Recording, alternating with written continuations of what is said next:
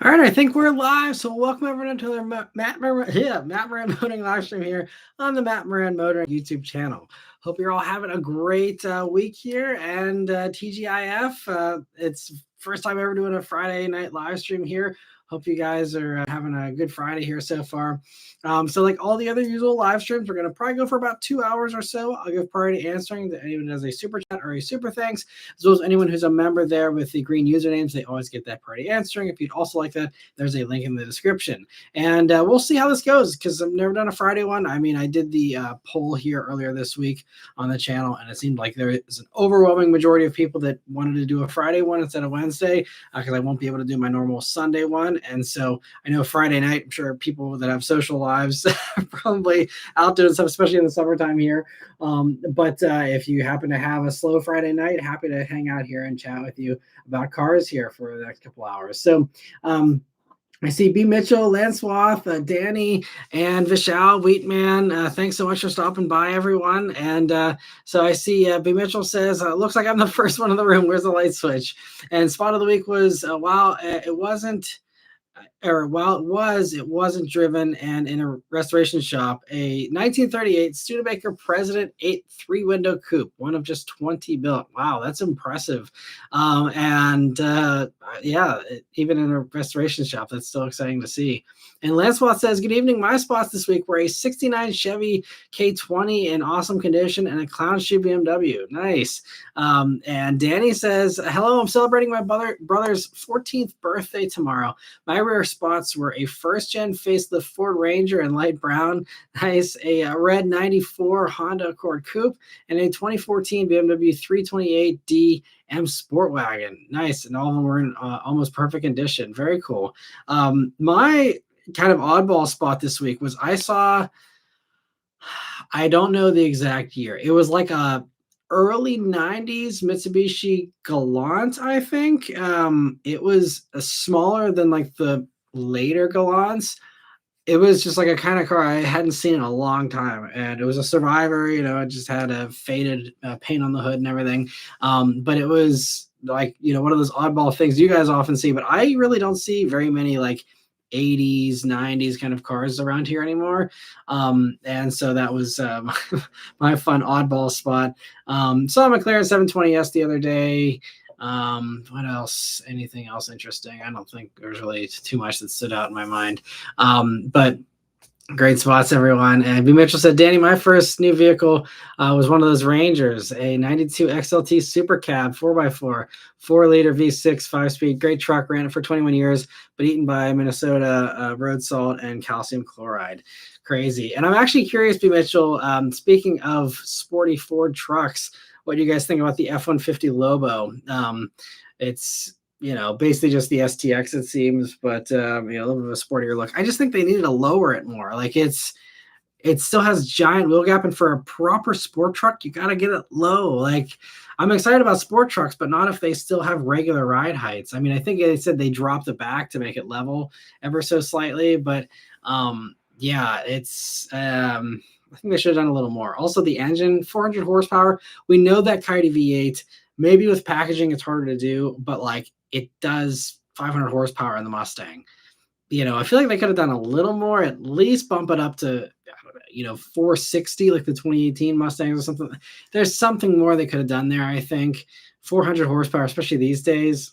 I mean, it's just got the V8, and as Dodge has shown, as long as it's got that sound, doesn't matter how slow it is. So I guess that works, but I was hoping for a little more from the Lobo, because in the Maverick, it's actually legit, where you have, the rear diff from the Focus RS. You have, I think there's a little bit of a sportier suspension tune, obviously, and I think, yeah, you have like the torque vectoring thing with that rear diff, I think, as well, and sportier transmission and stuff. It just seemed like it was a little more to it. The F-150, it seems like they phoned it in, but Ford's good at phoning it in. I did finally see that also the appearance package they did for the Mustang, the teal thing. And that's another, sorry, excuse the rants here, but that's another thing. I'm like, what are they doing? Like, I get that they're trying to like channel Fox body stuff recently with, like the digital gauge cluster that, can have the Fox body gauges and stuff. But like that Mustang, was originally, again, because they phoned it in on the S650 with the 2024s and up here, but that still is the same body basically as the S550s, which was styled, according to the designer, to look like the 60s fastback. So, trying to do 80s stuff with a Mustang that still has the body lines of a classic 60s fastback Mustang just is like weird to me. Like it's just not it's just like a contradicting kind of conundrum there. I don't know. I just think they should save the 80s Fox body stuff for when they actually do a rear hatch lift back Mustang that's a little blockier and that doesn't have the beautiful swooping lines of a 1960s sports car, because that's what it still has. So anyway, I'll leave it at that for now until everyone else chimes in. But I thought B. Mitchell, especially having, I believe, the F-150 still, if I remember correctly, and also the Mustang, kind of a mix of the two a little bit there. And let me see here. Vishal, also, Lancelot, thank you so much for gifting 5 memberships. I really appreciate that, and happy to see some familiar faces there getting it. Unfortunately, still no luck for Danny, but hopefully, we got some other people that can join in the live tonight with the membership here. And we'll see if this is a little bit of a slower one. Maybe this will be a good one for people to get all their questions answered. We'll see. But Vishal says, what's up, Matt? My coolest spot probably of the month was an Aston Martin DB12. Very nice. He says, I've never seen one before. It was pretty cool to see it. Nice. Yeah, I think I saw one. There was one at the New York Auto Show. And that was, I think, my first time seeing it as well. It's a really good look. They did a great job with DB12 and Vantage. And, I wish they'd do something a little more unique with that front end, because it's like now they're just plastering it on everything. But it's a good front end. So if you got to do the copy paste thing, that's a decent one to do it with. But DB12 is great. I just wish they'd still offer the V12 with that, even if it was a detuned version of what you get in the Vanquish. It still would have been nice to see the V12 for the DB12. But anyway, and Wheatman says TGIF as well. Happy to have you here, Wheatman. And Lance Roth says in his best Joker voice, and here we go. Yeah, I mean, I gotta watch The Dark Knight again sometime. I feel like it's kind of relevant these days. And it's been a while since I watched it. I gotta watch it again. And Zachary says, I have to admit that I missed the weekly update after work today. Still, you made the right choice. Well, yeah, hopefully this can kind of be a pseudo weekly update for those who would watch later in the evenings in the past. And happy to talk about car news. I did do a quick scan here of all the stories this week, so I'm prepared to kind of discuss anything you guys want to hear my thoughts on. I'm sure you saw all the main stories. It's good to see the Z4, it sounds like, is going to continue with production and the manual transmission for potentially another year here, which I think is really smart, because they're seeing Cayman drop off. And, I was just kind of expecting Lotus Emira to kind of absorb all those buyers.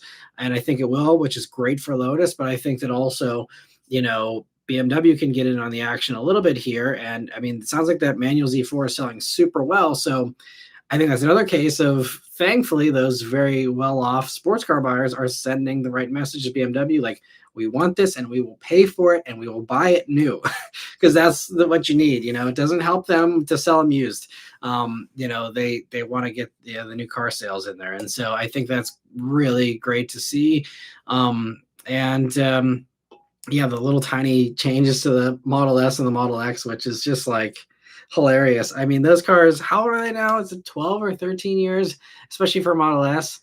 Still the same body. I don't know when Tesla is going to finally put it together that you can't pass off a 13-year-old car as being anything remotely resembling fresh. I mean, even Toyota towards the end, they're not trying to, refresh 4Runners. They just were like, it's old.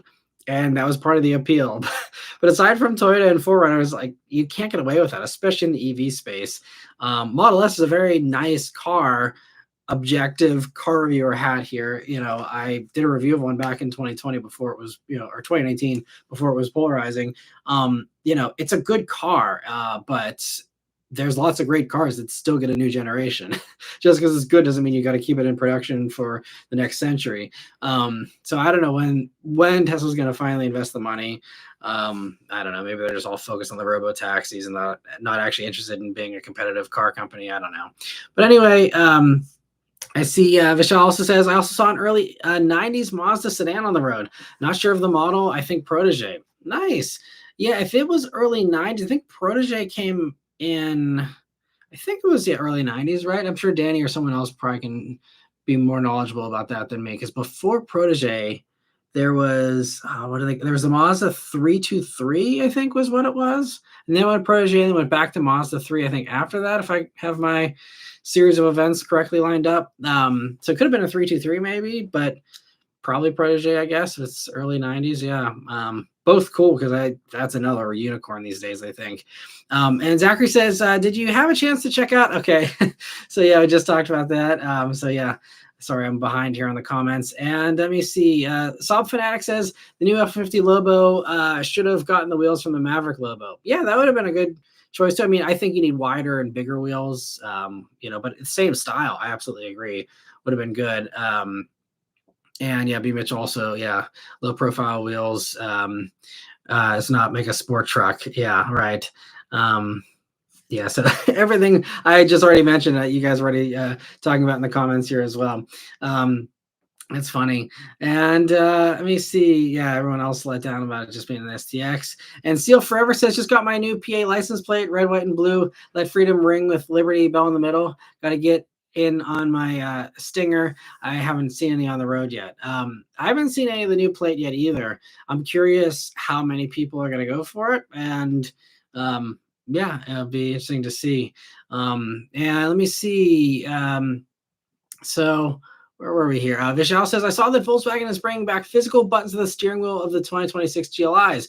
Yeah, which is great. I guess it just kind of takes time to, make those changes because obviously we saw it on GTI here. And so I guess it just took an extra year to get to the supply chain for GLI. But I'm happy to see it and good to see that they're responding to, those critiques. And yeah, and it's also just good that GLI is continuing to stick around, because I kind of had my doubts about how much longer GLI would stay. And I believe GLI is also made in Mexico. So I'm curious to see pricing is going to be, again, depending on how the wind blows. But, I hope that GLI, does still have a long, solid life in front of it because I'm really happy that the GLI is still on the market there to give the Elantra N at least a little bit of competition, even though Elantra N is way better for the money. But I like GLI a lot still too. And Zachary says the Lobo is just the Coyote F-150 with reverse leveling kit, the Ford Performance 700 horsepower supercharger package, and some suspension work would make it cool. Yeah, and I reviewed a supercharged F-150 with that 700 horsepower package, back in like 2018. That's a fun sport truck. Obviously, with the aftermarket, people have already been doing this for a while, but it would have been great to see Ford do it properly, but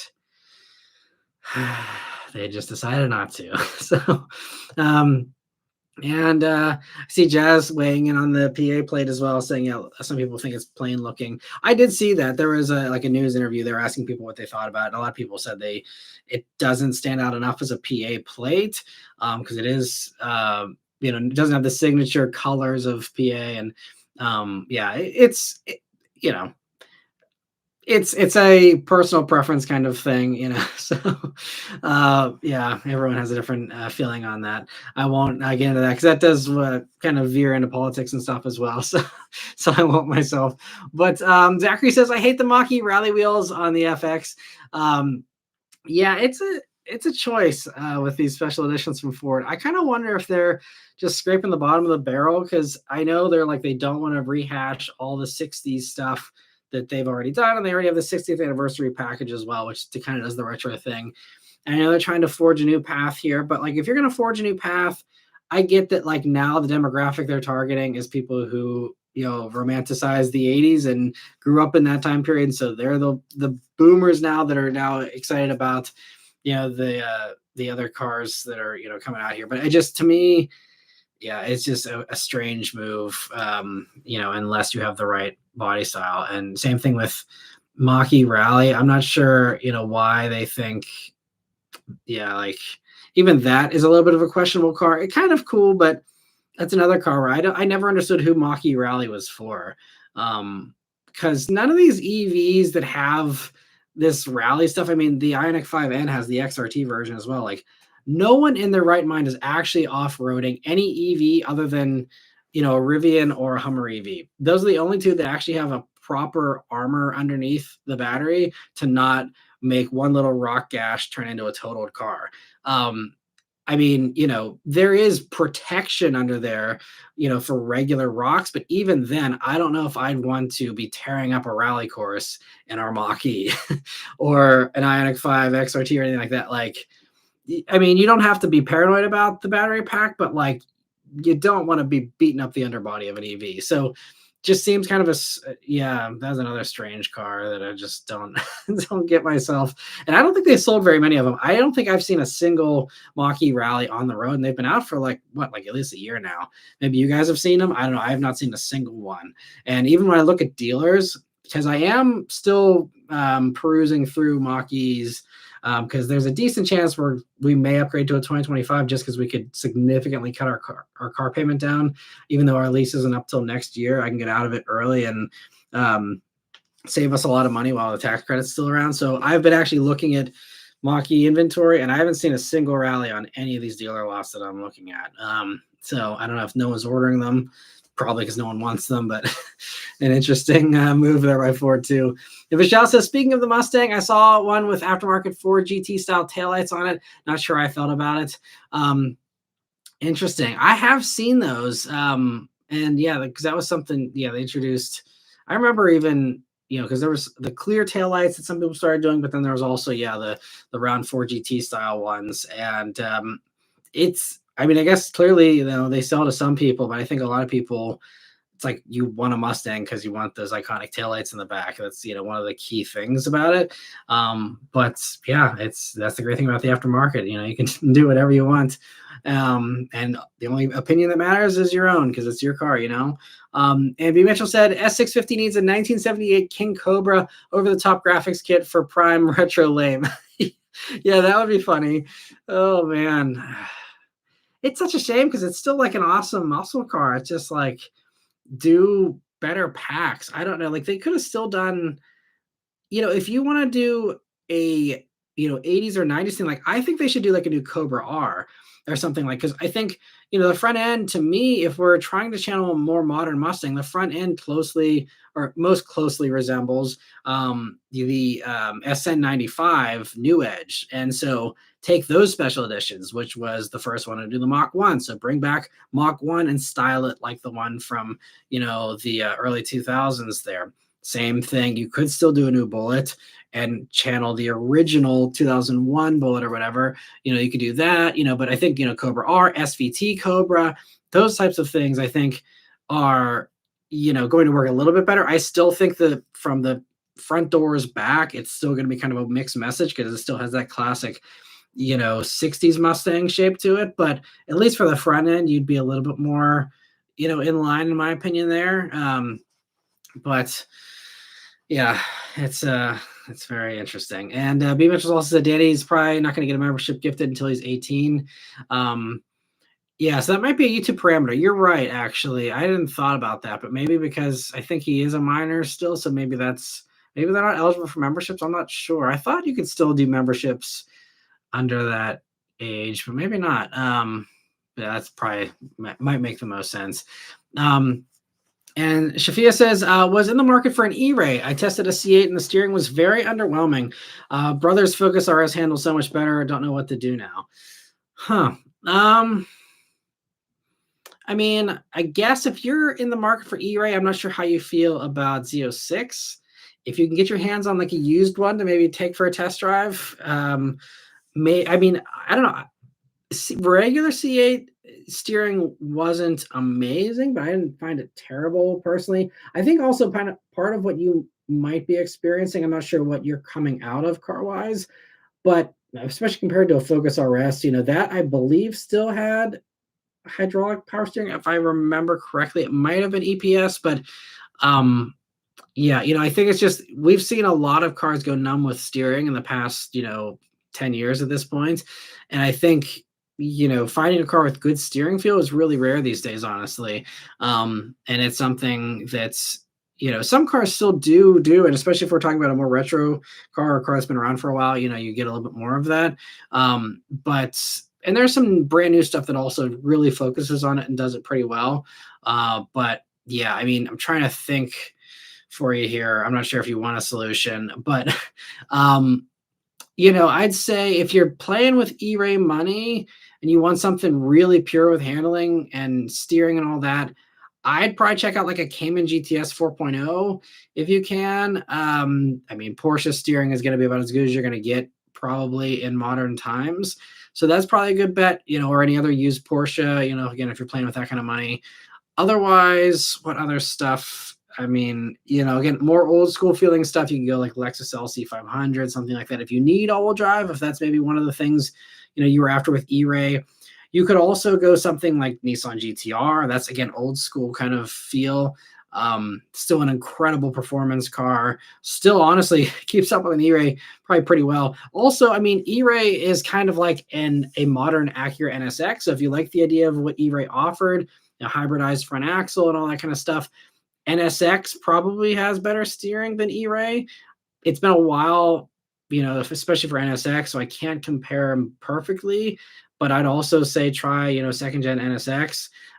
If you want something again modern-ish, that's exotic and maybe has a little bit more of a connected feel. I think E-Ray is more fun to drive than NSX, but just another one there. But probably the best you can do if you do have the E-Ray money to play with, I'd probably just recommend you go Porsche. Trying to think of other things though. Maybe others have some better suggestions too. But I think that's probably all that I've got. You could also go like used. I mean, there's all kinds of used exotics. Depending on how old you want to go, you can go Aston Martin Vantage, which I think is phenomenal. You could. I'm trying to think of what else. I mean, obviously you go older, classic stuff that's starting to get more expensive. You obviously get all kinds of steering feel and wonderful handling, like original gen NSX, for example. So yeah, lots of good choices. Still, even if there is, even if E-Ray is not a good one for you. But yeah, I'm trying to think. Yeah, Cayman, Lotus, 911, take your pick as far back as you want to go, as far as how special you want it to be. There's all kinds of good stuff. So hopefully it helps you a little bit. Lots of options, but let me know if you have any follow-up questions or you want to send a message. I'm more than happy to work through exactly what other context you can provide. I might be able to give you a little bit of a better opinion there. But best of luck. You're in a very fortunate position as far as shopping, so enjoy the perusing and the figuring it out, and I'm sure you'll find something great soon. And Mystical says, hey Matt, how's Beth and the little one doing? They're doing great. Thanks for asking. Hope you're doing well too. And thanks so much for stopping by. And Two Track Jack says, good evening, everyone. Spotted a very nice early 70s Olds Cutlass convertible in red with a white top down, stretching its legs on the highway. Very nice. That's a very good spot. Good to always see those things out running around. And Confirmation, thank you so much for the first super chat of the night. They said, hi, Matt. I sold my VB to Carvana. I'm so happy. Thank God. Also, the values of used VBs are worthless. They have no respect in the market. That's crazy because, WRXs always did such a good job with holding their resale value to the point where it was almost stupid to buy a used WRX pre-VB because they just didn't depreciate. It was like the Tacoma of sporty cars, and I have noticed that used WRXs have dropped, and especially this is probably one of the worst times, unfortunately, for you to sell, because I just also saw that Subaru's sales have cratered, especially for WRX. I think WRX in May was down like 71%. And Subaru has been on cloud nine for years now, beating sales records every month, high fives all around. Everyone's just doing great, lighting cigars with $100 bills. They're doing really well. And this is the first setback. I think they're down 10% for May, which doesn't sound huge, but for again, a company that kept just one-upping themselves consistently, it's showing that there is finally a limit here. And I think that May's stuff was even before really most of the price changes went into effect. Now, again, 39 grand for a base WRX because of tariffs. I mean, WRX sales are going to go, I think, close to zero, which is, again, it's sad, but they got rid of the base trim. Maybe they will see the light and bring it back, but forcing everyone into premium, and then also the tariffs, just doing the tariff thing. And I think other prices will also go up in time if this all sticks around, and everything's going to be more expensive. So maybe eventually WRX will rebound a little bit, but for right now, it's the worst price thing out there. You can get a Launcher N for $5,000 less at this point almost. You can get it's just, 40 grand's GR Corolla money. And I know, VB does mods better and stuff, but it's just, you're talking about 300 horsepower there, and then you're talking, a mid-grade WRX or the TS, the TR, whatever. These things are talking about 50 grand. It's like, well, why not get a Civic Type R? Why not, do all these other things that again do way more power, feel more special? It's just, just tough. And it doesn't help the styling still. I think people have warmed up to it, but that back end still is a little rough. So, WRX is also starting to get to the point of needing a refresh. So maybe that will help. Maybe we will see, because it sounds like 26 isn't going to change, but I'm guessing by 2027, we'll be 5 years in. Honestly, that could even be warranting a new generation. So I don't know, maybe we'll get maybe they won't refresh it. I don't know what they're going to do, actually. But, they got to do something, I think, if they want to keep it up. It sounds like at least BRZ has sold really well, and that's up, I think, like 23% or something. Or I think for the year, it's up 23%. I think it's like 46% last month. So BRZ is doing really well because that still is cheap. And, a great sports car. It has gone up as well, but I think those are like 32. So if you're an enthusiast, you walk into a Subaru showroom and you could have gotten a WRX for the same price as a BRZ back in the day for the base one. Now it's like, oh, well, I can still buy a BRZ for 32, and now it's $7,000 more for the WRX. I don't need all-wheel drive. I'm going BRZ. And I go, yes, because BRZ is the better car in my opinion anyway. But yeah, I appreciate all the love there, everyone. So yeah, I'm curious what you decided to replace it with, or how your experience with Carvana was, because I've heard mixed things. And I see, yeah, you also said, yeah, Subaru sold like 482 WRXs in May. Yeah, it was bad. And yeah, Michelle pointed out, I said GR Corolla, so everyone that's playing the game at home can take a shot or whatever. But yeah, well, hopefully you didn't, end up in a bad financial situation with the VB, and hopefully you're able to get something else fun. But sorry that it didn't hold its value there. It's rough. And let me see. Where were we here? So Luke says, I've missed the past couple of live streams. The past 2 Mondays, I've had to be up for work at 2 a.m. Luckily, maybe we'll sneak on for a little bit tonight. Well, thanks for stopping by, Luke, and totally understand. Hope work's been going well for you there. And man, 2 a.m. wake ups gotta be tough. So kind of kudos to you for working hard there. And he said, I saw 2 EV Chargers this week, 1 sedan, 1 coupe. Both were white. Nice. I actually saw a white coupe this week as well. It's cool you saw a sedan. I haven't seen any sedans even on dealer lots yet. And I don't know where the drive program is. I thought they were going to do that, but maybe they aren't. I don't know. Again, it seems like it's a car that very few people are going to want right now anyway. So it's not a big deal if I don't review it, but I'm hoping to get behind the four-door version eventually, because I think that does have the potential to increase the appeal, even though, again, the two-door is so practical. But anyway, B. Mitchell said, even if they put the Mustang GT Coyote into the Lobo, that would at least bump it to 485 and have a different sound, since the Mustang and the F-150 Coyotes have different firing orders. Gotcha. Okay. I knew there was a difference to the F-150 version, but I didn't remember what it was. So thanks for the info there. And they can do it. Come on. It's Ford. It's a Coyote motor. Like, they know how to get more power out of it. I'm guessing they probably want to phone it in because they would have to recertify a new engine for emissions. And if you just keep the same engine, then you don't have to worry. But there's probably no certification process hardly anymore. It's probably, you slide the EPA at 20 and they say you're good to go. But yeah, I guess that's probably the reason why, because it does usually cost millions to certify engines like that. So I'm sure it's one of those things, if they didn't have a profit margin for it, especially with the Lobo being such a low grade kind of F-150, I guess they figured everyone will just handle it in the aftermarket. But it just seems lazy still nonetheless.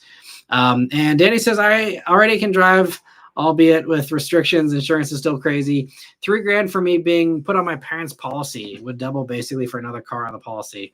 Looking for a beater though. Yeah, I know insurance is crazy expensive for teenagers. It makes it tough for sure. So my heart goes out to all the parents and all the teenagers doing it on their own. Yeah, it's definitely tough. And Harsha says Tesla unveiled, their new refresh Model S and X. Non-plaid models from the outside look the same. Yeah, so the plaid's got all the newer stuff. Yeah, you're right. And I just, like I said, I just talked about that a minute ago. I'm sure I'm just behind the comments here again. And Wheatman says, when do you think we'll get another Mazda 6 in North America? According to Mazda executives, and I even talked to the chief engineer of Mazda North America whenever I was on the CX-90 launch, and I asked him point blank, like, you have this awesome rear-wheel drive base platform, you have an awesome 6-cylinder, and you probably like to amortize these costs out to other vehicles. What about a Mazda 6? And they're like, tell people to buy sedans again. They're like, that's the problem. There's not enough of a sales, business case for it. Which, and I mean, this was at this point now 2 years ago, I think that I was on that program. And in the past 2 years, we've had now Legacy dropping out here, I believe next month. And we have Malibu that's already dropped out. So there's more opportunity, I think, than there was 2 years ago. And I've heard rumors back and forth that, now because the CX-90 has done so well for Mazda, they are now open to doing a Mazda 6. I don't know. It seems like it would make sense now.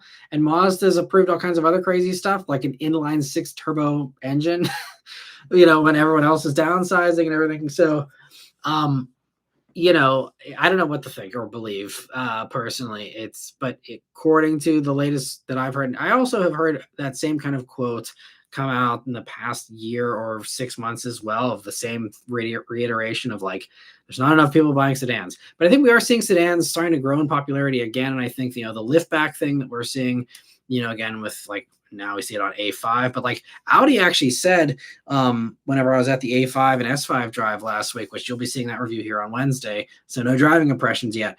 But, they said that the A5 Sportback was the best-selling sedan for them, and it has been for a while.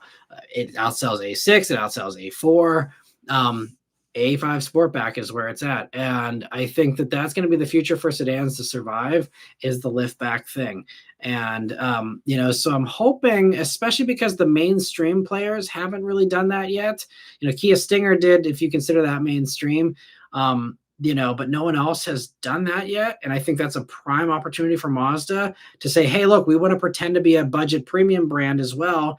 So let's bring you premium stuff that BMW gives you, that Audi gives you. We'll give it to you in a, lower price tag, with the great 6-cylinder engine like you get in those vehicles in their, top versions. I think that could be a really perfect angle for them and fits exactly with the kind of thing they like to do. Whether they do that or not, I don't know. I haven't seen anything spied or anything like that either. So, I wouldn't hold your breath for it, but I'd say that the, stars are aligning a little bit better now than they probably were 2 years ago when I got that response from them. So we'll see what happens. But I want one just as bad as you do. I think that'd be amazing. And Confirmation, thank you so much for another super chat here. He says, till the Rogue Sport equals Qashqai. The cynic in me thinks Nissan feared there's a segment of Americans who wouldn't take too kind to an Arabic name. I don't know why they did the Rogue Sport thing, honestly. I think, honestly, it's not that people wouldn't take kindly to it. I mean, that's totally fair for Americans as well. But I think also just like saying Qashqai, I think people wouldn't understand how to pronounce the Q's. And, I think it'd be a whole thing. So that's why they had to dumb it down to Rogue Sport for us. But yeah, I'm not sure, where the Qashqai name even originated from, but still a great seller, I think, in Europe. And it's a bummer we didn't get the new gen version of that here in the States, because I think there is potential space between Kicks and Rogue. But Kicks is great still too, and the fact they made that bigger makes it a lot better. And thank you so much again for the super chat Confirmation. And let me see. Where were we here? So Lancelot says Ford should have asked TC Customs how to do a sport truck. I mean, and Ford knows how to do it. Look at the original Lightning. I mean, that had an appropriate ride height. It looked great. It had the performance. Yeah. That I think the Lobo is a prime example of the accountants, running things and the enthusiasts saying, please, please, please. And they probably pitched a proper Lobo and then it got watered down to what you see. And I'm sure, there's a bunch of people internally at Ford that are probably shaking their fists just as much as we are. But it's just one of those things where the realities come in of like, oh, wait, we have to recertify the engine. And, oh, wait, if we lower this too much, then we got to re-crash test it. And we got to do all these other boring things behind the scenes that really, are expensive things that, put a wet blanket on the whole fun idea. It is what it is, though. But yeah. It's a shame. I mean, I guess for Maverick, it makes that appealing even more so because it's like, okay, well, Maverick Lobo actually seems to be done properly. And, if you want a sport truck, you probably want something a little smaller, possibly anyway. And I think also, Ram hasn't said this, but if you guys saw this past week, Ram is getting back into the NASCAR Truck Series. I think it's pretty safe to assume they're going to do a sport truck version. There's been rumors of that as well, of them coming back with a, new SRT Ram or whatever. Again, I know nothing. But, they're saying there's going to be 25 new announcements here in the next year or something. And, a lot of stuff coming. And, even Tim Kaniskis at the presentation, because I was there virtually for the presentation he gave with the whole V8 announcement and everything. He was like, we're in the sport truck series. Like, that's, you can, and he's like, and look at all the other things under the sheets there. Like, there's probably, some kind of connection here.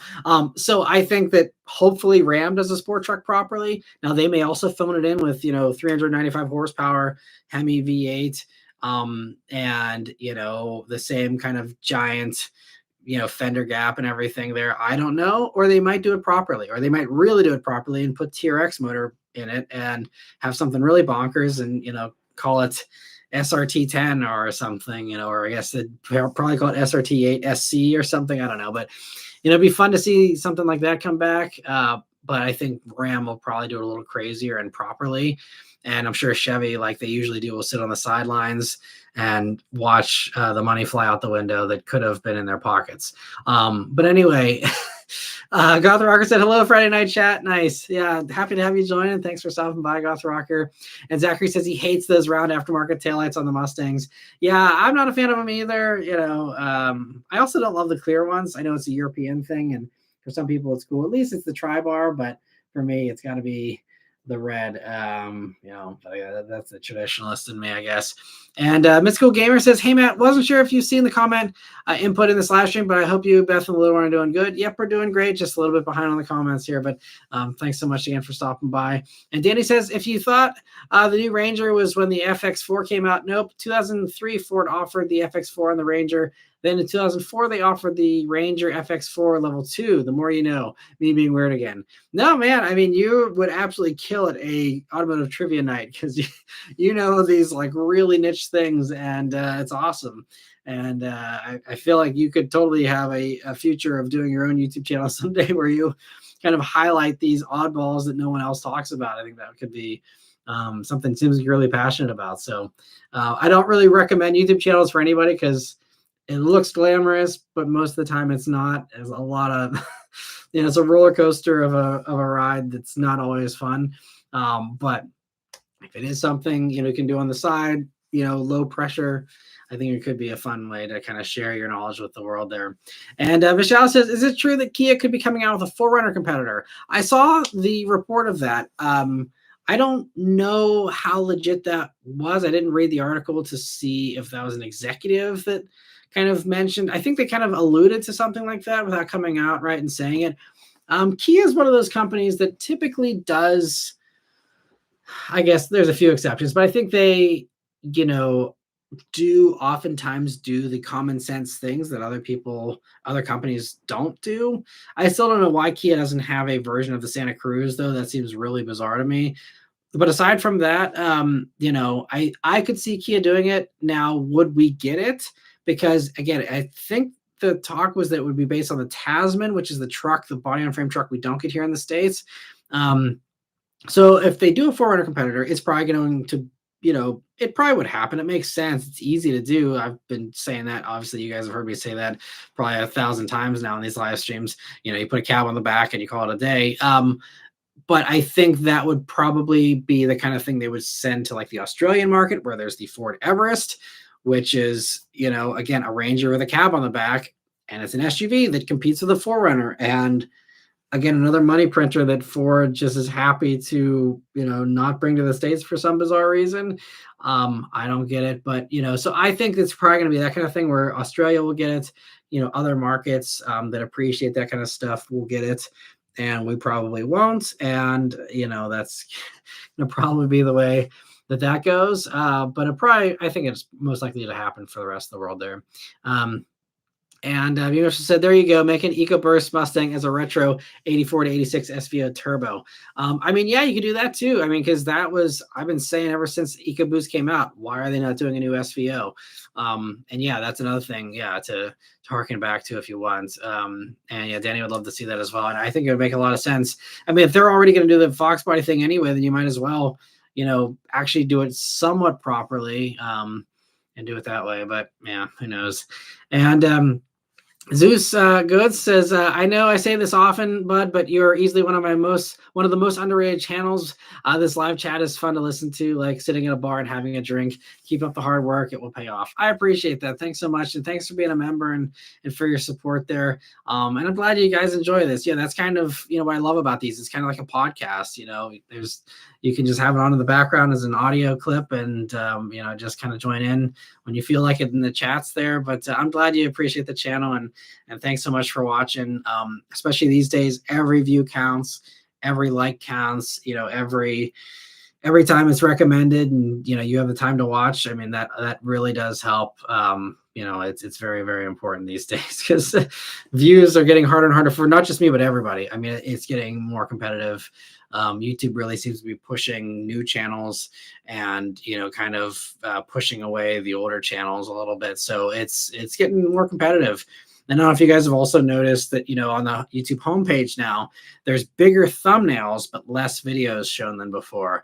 And that was a change they made, earlier this year. But that means there's less chances for impressions, because now they can only serve you, 6 videos on the homepage there instead of 8 or whatever. And so that means those spots are extra competitive. And when you're not on those spots, then you're losing out on impressions that you previously had. You had more opportunities to get those views than you do now. And so, it's getting tougher and tougher. And I'm going to try and combat this by making my own new channel. Like I've talked about in past live streams, I'll be doing a junkyard walk channel where I just walk through various junkyards, because it's something I enjoy. And I know many of you have enjoyed it when I did that video a couple of years ago. So I'm going to try and do YouTube's approach. If they love new channels, I'm going to be a new channel and do something else. And I'm going to also still do this, like I mentioned in the past. Sorry to rehash for anyone that's a regular here, but I'm going to just do both. And the junkyard channel will probably be a video every 2 weeks, probably maybe 2 videos a month, not a whole lot. I'm just going to try out the new channel thing, since it seems like YouTube doesn't want to show love to the old channels anymore here. And let me see.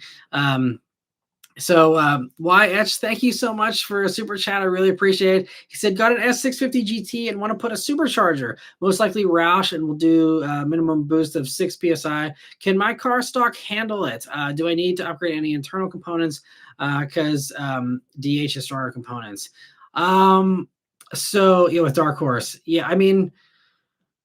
I'm trying to remember. So especially if you're doing a Roush supercharger, you can look at what Ford recommends, because that is like a dealer installed option to do the Roush supercharger through the Ford Performance catalog, I believe still.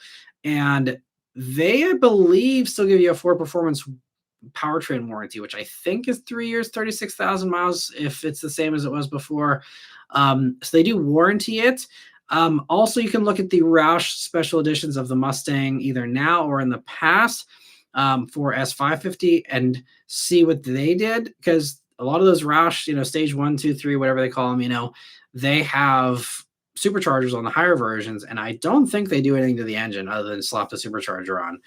So I think you should be good. I know there's probably some others here who might be a little bit more intelligent about that, but that's I'm pretty sure you can probably get away with it. I know with the Lebanon Ford Performance, whenever I was doing the supercharged Coyote videos with them back in 2018, I did a supercharged Bullet. I did the supercharged F-150. All of those just had the supercharger. There was no internal reinforcements, and those were doing 700 horsepower. Now, will it last for 10 years with that boost? I don't know. Um, you know, so that's the nature of modding is, you're kind of taking things in your own hands there. Obviously, you're running boost in a motor that wasn't engineered for it initially. That doesn't mean it can't handle it, but it just means that you're probably going to wear out that motor faster than if it didn't have boost on it. It comes down to how many miles you plan on putting on it. If it's a garage queen that you put 1,000 or 5,000 miles a year on, you'll probably be fine, I'm guessing.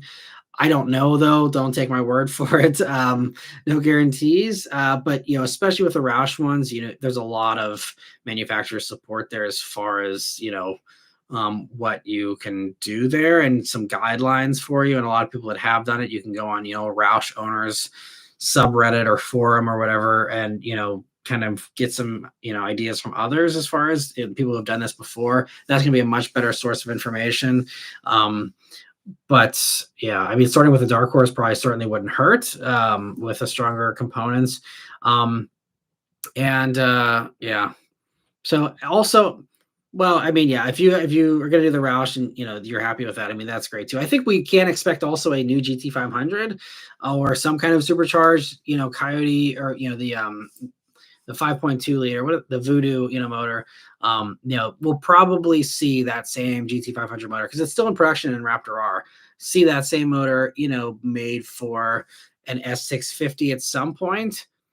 So if you want a truly factory warranted, factory effort supercharged thing, and obviously you already have your S650, so you don't want to go down to the S550 GT500, but I think you could totally just wait. It should be coming fairly soon. I don't know anything, and again, I haven't really seen anything, but logic, which again is maybe a dangerous thing to assume for Ford, but logic would suggest that should come any day now. Even with GT500, the last one was really delayed just because they kind of had this mid development switch where they had fully planned on the last gen GT500 being twin turbo, and they did that for, I think development was like almost 2 years on that, if the rumor mill is correct.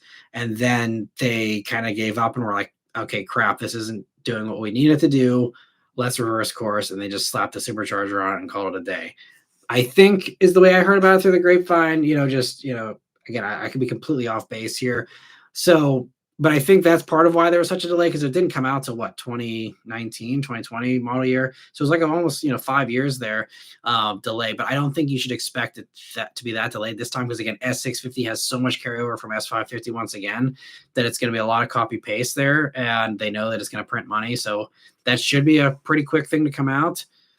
And so if you want something that's a little safer with that kind of power, I'd probably just put that money towards, saving up for, a GT500 to upgrade to at some point down the road there. But great question there. And hopefully others can give you some better, input there as well. But yeah, thank you again for the super chat. And let me see here. So where were we? Also, sorry, I thought I had caught up, but I'm a little bit further up here. So TFI says, imagine a 1 liter EcoBoost in the Mustang. Yeah, definitely it's something we're not going to see ever, I think. That would be wild. And Shavia says, would a Huracan be a good option instead of the E-Ray? I have only driven a Huracan around a racetrack in Vegas with a very overreactive like driving instructor in the passenger seat with a brake pedal. That was funny. I did one of those Vegas drive things because it was part of, I was at SEMA, and the sponsor we were with were like, hey, come to the track for the night, like all free, just go, lap, do your hot lap and whatever. And it's those experiences, if you only do like one session, it's not very good in my opinion. But so I went out on a Huracan once. It was literally like a warm-up lap, a hot lap, and a cool down lap. And they were like braking super early. And I was communicating with the instructor in the passenger seat. I was like, look, I've done a bunch of driving schools. Let me know if I make you uncomfortable, but like, give me a little bit of leeway here. she just was not having it. So it is what it is. But so I don't have a great experience with Huracan.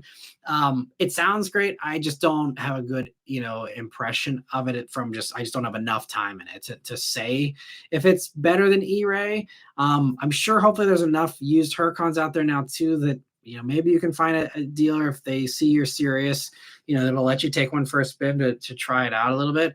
I've heard good things about Huracan. It seems to be fantastic.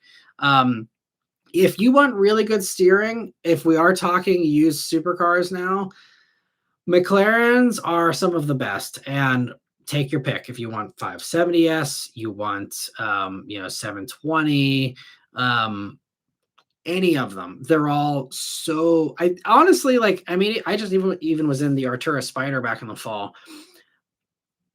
I'd argue that McLaren steering is probably one of the best on the market that I've experienced. I've not experienced new Porsches, so I'm not, as good as these other supercar reviewers that have driven every amazing car out there.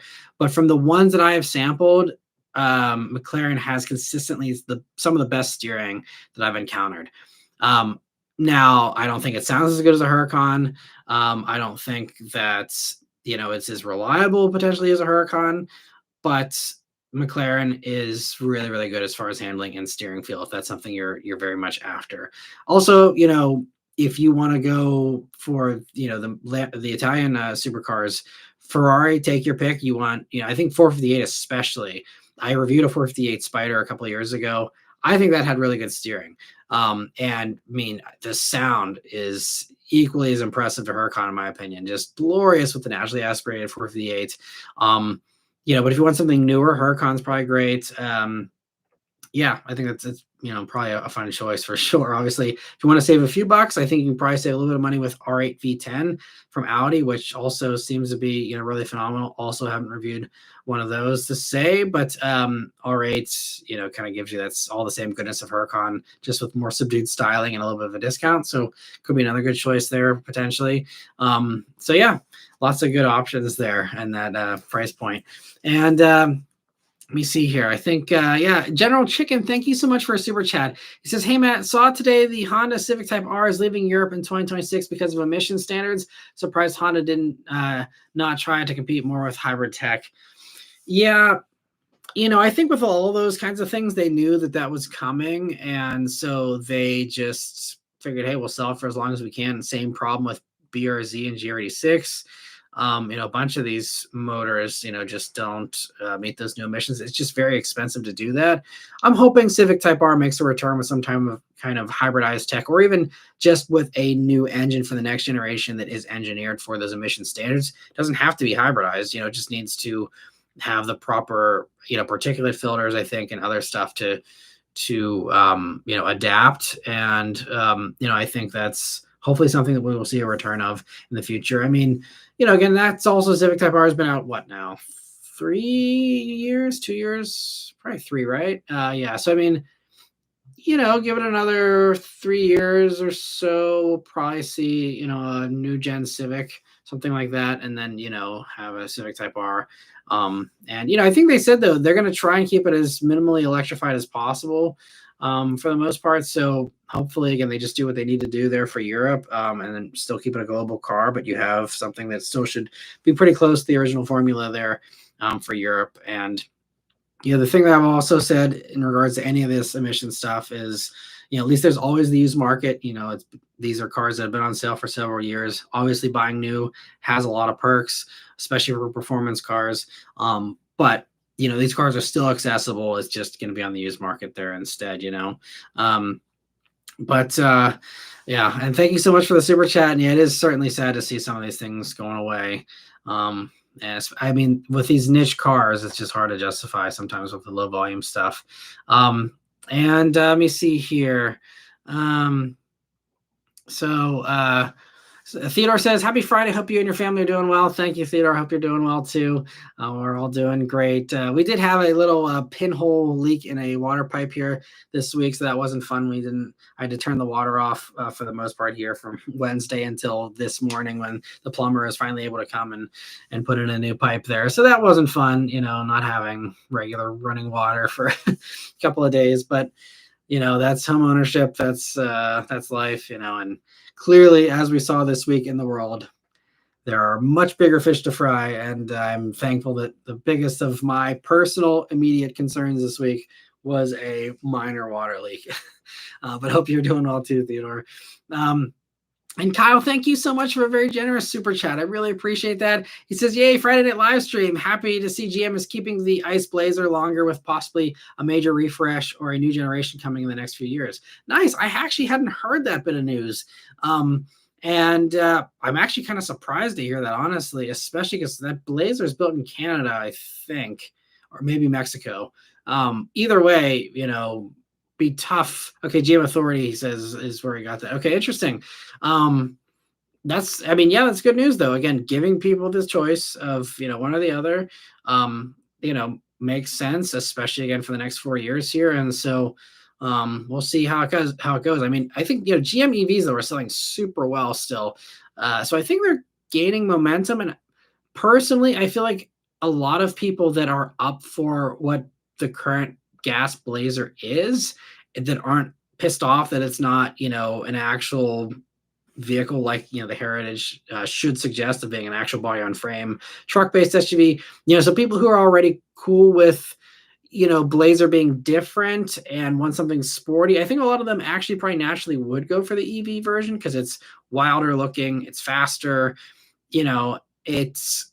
I think in that regard, it's a better Blazer for those people. But, I'm sure, again, there's still certainly people on the sidelines who still want to have that V6 or whatever they end up doing as far as the engines goes. But I think, it does make sense. But that's a surprise to hear, though, honestly, because I thought that was basically as good as dead. So, yeah, I'll have to look into that. Thanks for the info, Kyle. And thank you again for stopping by. And yeah, I hope you enjoy the Friday Night Live. I know you suggested that a couple of weeks ago, and I just thought this was the perfect opportunity since I'm not doing one on Sunday, and I figured kind of space it out so we don't have Wednesday and then nothing for a week and a half. This kind of gets it a little bit better in the middle there. So hope you enjoy, and thanks so much for stopping by. And let me see here. I'll try and go a little faster with the comments here so I don't get too far behind.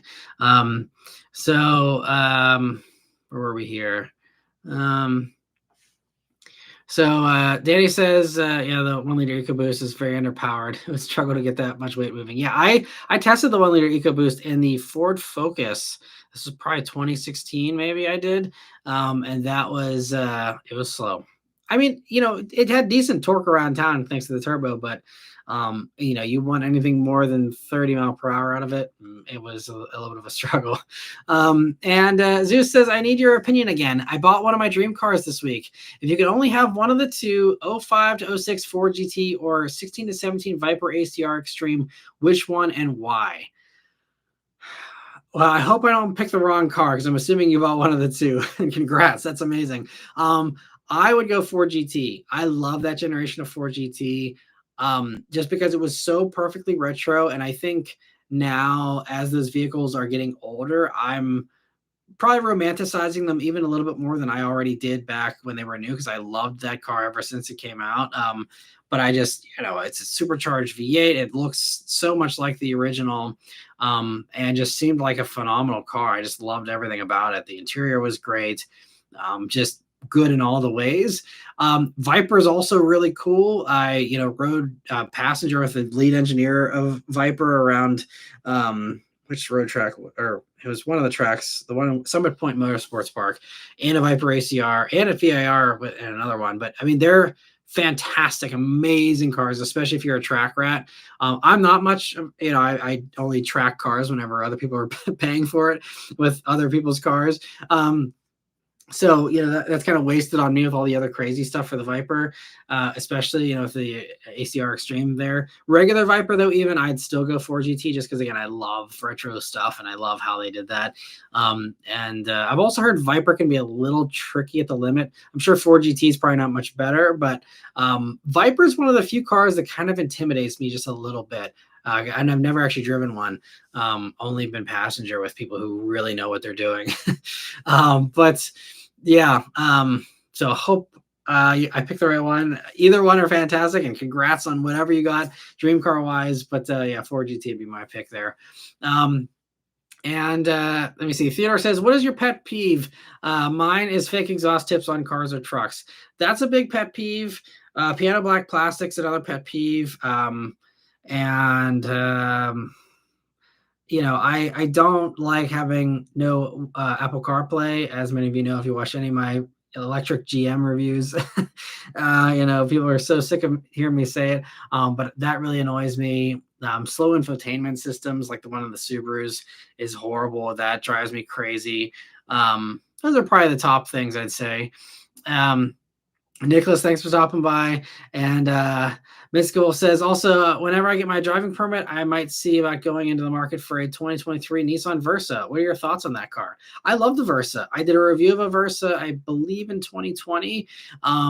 Great little car. I think it actually is plenty for people. I think it's not a ton of power, but it's enough power to get around in. It's a nice, comfortable interior still. Good amount of space for something, especially being the cheapest car you can get now new. It's a really nice little value, I think. I always liked the Versa a lot for this newest generation. The old one, we're not talking about that because we're talking about 2023, but the old one I don't like. They had the horrible Nissan CVT and stuff. The newer ones here had the better Nissan CVT and all the other, newer Nissan interior and stuff. So I actually really like the Versa a lot. I think it doesn't get enough credit, honestly. I've been looking to try and review another one, but Nissan has no interest in promoting it, it seems, in their fleet. I think it's kind of on the way out, which is part of the reason. But yeah, I'm trying to review another one, actually. It's cool you can get with a manual, too. And YH, thank you so much for a very generous super chat as well. He says, hate EVs, but I got a Hyundai Ioniq 6 as a rental because they didn't have Teslas, and man, was that Hyundai good. Interior was top quality and range 700 kilometers. It was so comfortable too, and I was impressed. I love Ioniq 6. Yeah, I reviewed it, back when they were new and really liked it. No one watched those videos because it's, again, it seemed like a very unpopular idea, I suppose. But I think it's especially these days, it was kind of timed perfectly for Hyundai because I think they scooped up a bunch of Tesla defectors, in the past few months here. Because Ioniq 6 is it's going to be getting a refresh here this coming model year. And we already saw that in Korea. And, so it's kind of at this prime point where, tons of discounts on them. And I think it's super efficient. It's really well done. It's got some cool stuff like the center mounted window switches and just, I love Ioniq 6. And now they're doing the N version that's coming out here, I believe. I think they said early July. And I'm pretty sure it's just copy and paste Ioniq 5 N stuff. And if you watch my Ioniq 5 N review, I adore that car. It's my car of the year last year. So then you put that in a better handling, lower sedan that I already love the regular version of. I don't know if it's going to come out in time to be my car of the year. It depends on if they actually can get it out, into the press fleets and stuff before the end of the year. But probably going to be a top pick this year. We'll see, Corvette ZR1 if I get a chance to review that and others.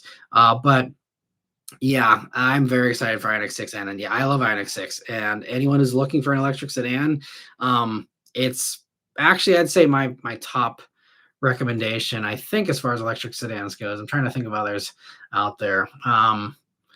But yeah, for me personally, since I'm not a Tesla fan, I would go for Ioniq 6, I think, if I was looking for an electric sedan. Because yeah, nothing else is jumping in my head here that would be better.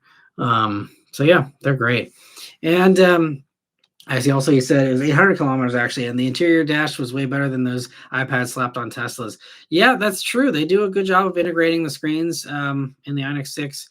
and that's going to get even better here with the little refresh they've done as well. So yeah, Hyundai's doing great stuff with their EVs, and it charges super fast, charges faster than a Tesla. You can now also charge them on Tesla superchargers if you want, but it's actually slower than going to a CCS charger, where you can pull down the full, I think 325 kilowatts that those will do. Yeah, iNEX 6 is great. I love them. And I love the styling is definitely not for everybody, I know, but for me, it works. And it's kind of got a Saab vibe going on the back that I really love.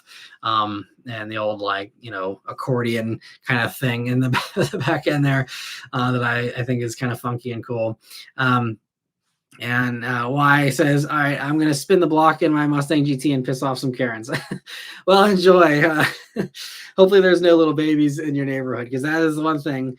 I turned into a real grumpy old, kind of person with, whenever we had, especially when our daughter was younger, and someone would make a racket and I would wake her up, and it's like, great, now we got to spend an hour getting her back to sleep. So I can appreciate both sides there, but hopefully you live in an area where maybe there's not any babies to disturb. But anyway, let me see here. Other questions, and enjoy the drive. Always fun to go for a nice summer night drive. Where were we here? Let me see.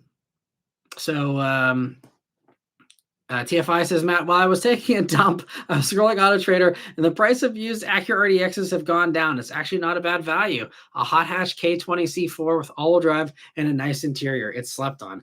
I actually really agree. Yeah, and it's on my running list if I ever need, to get a bigger dad car. If I happen to need to actually drive our daughter around more places, and I can't use Beth's car. RDX is actually one of the things on the list because it is a phenomenal value. And if you watch my RDX reviews, I mean, it handles super well. You have the super handling all-wheel drive, true torque vectoring. That's, there's even Aston Martin DBX uses brake-based torque vectoring. RDX has a more advanced all-wheel drive system than Aston Martin's DBX.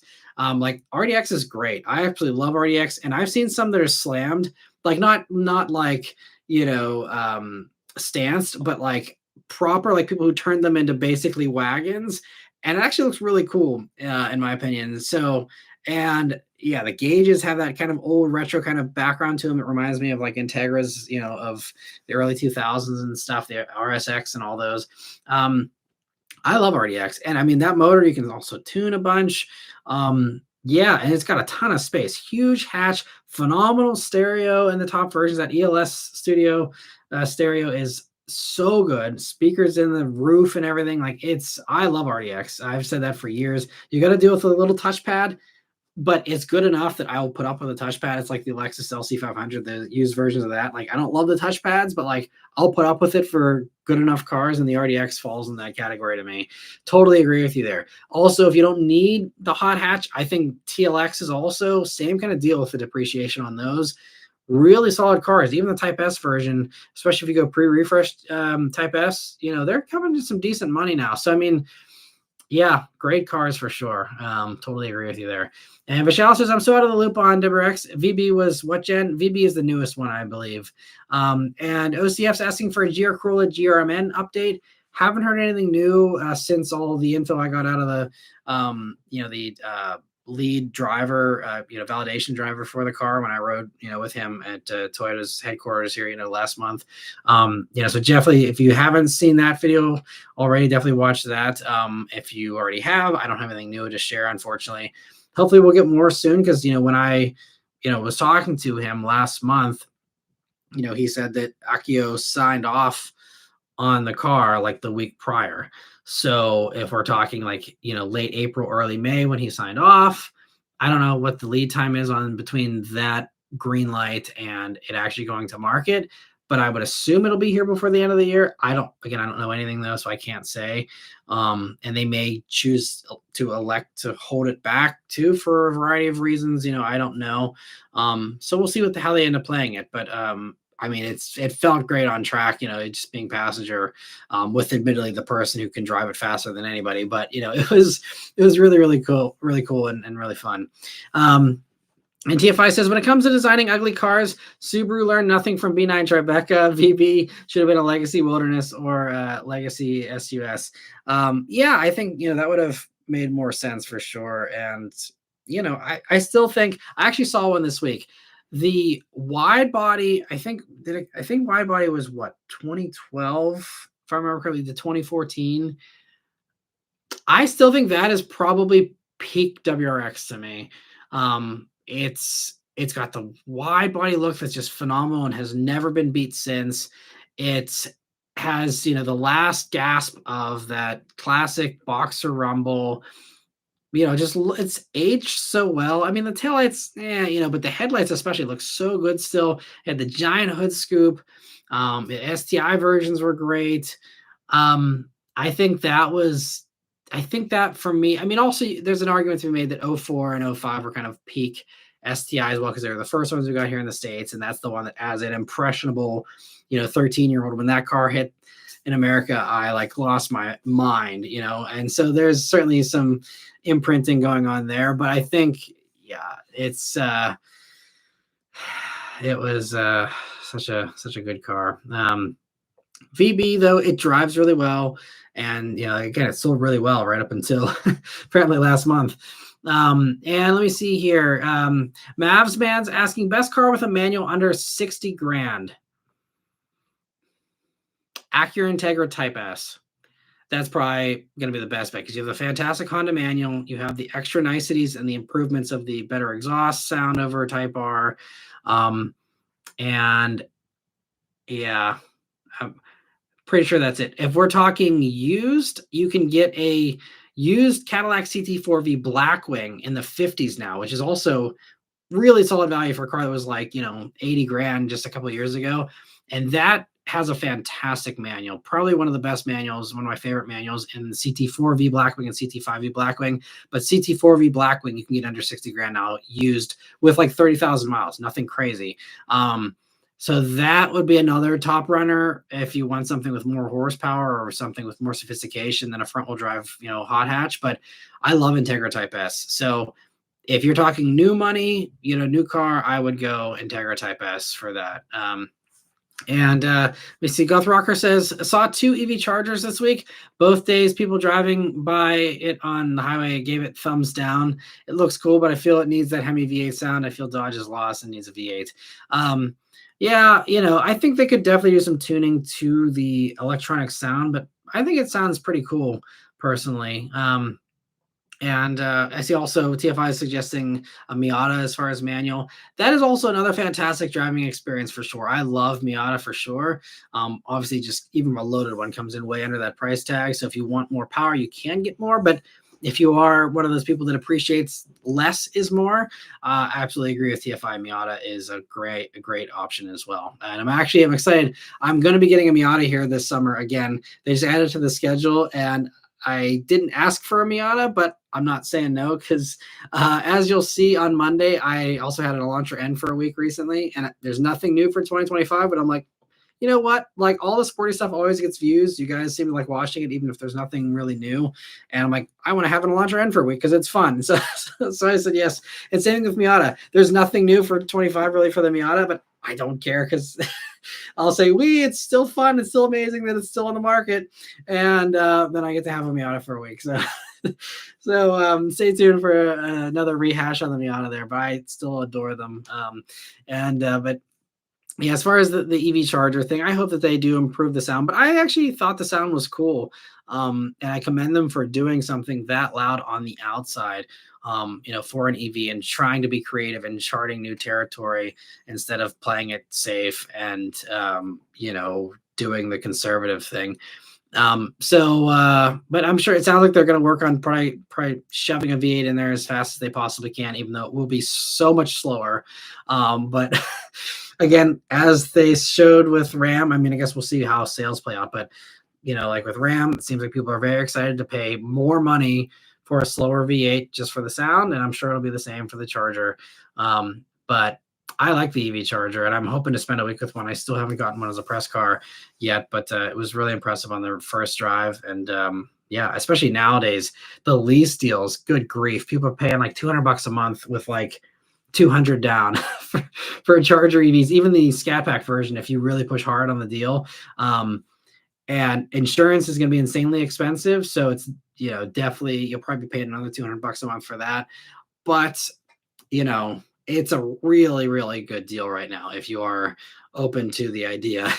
It's a lot of power and a lot of performance for so little money. It's kind of wild. If you are a true just performance enthusiast that just wants to go fast in a straight line, you are spoiled for choice right now. Between that, between the dirt cheap Model 3 performances, since no one wants Teslas anymore and dumping those things super fast. I mean, you can pick up a Model 3 performance for, in the 20s, probably even under that at this point, depending on the mileage. To have like a 3.5 seconds or to 60 time for 20 some $1,000 is just crazy. So lots of good stuff like that in the EV market right now. And let me see. Luke says, I wish Honda would use a detuned TLX engine, maybe like 230, 240 horsepower for Civic Si. Yeah, I'm not sure if that motor fits. I'm guessing it does because 2-liter fits, in Type R just fine. So I'm not sure why they haven't put that motor in more stuff. I mean, we don't even see it anymore in Accord, it's kind of strange. But that's why, again, like, even though I'd love to see it because, that would hopefully pair it with a manual. If you want that motor, just get a used TLX. It's a really great car, and, again, you don't get the manual, but, also FK8 Type R is still great. And you could probably, for what it would end up costing to do a Civic Si with that motor, you'd probably be looking at, 33 to 35 grand for an Si that if nothing else changes, but gets that bigger motor. 33 to 35 grand, I'm pretty sure you can get an FK8 Type R and have a far better car. If you are interested in Civics, so again, not a perfect solution, but like, those types of conundrums, I'm just like, just go to the used market. You can get like, basically something even better for probably the same or less money. And especially when we're talking about Hondas, you don't have to be afraid of mileage and things like that. It should be able to hold up on the long haul there.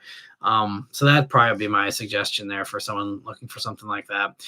And Philip says, I have an Elantra N and it's super fun. What are your thoughts on the TCR edition?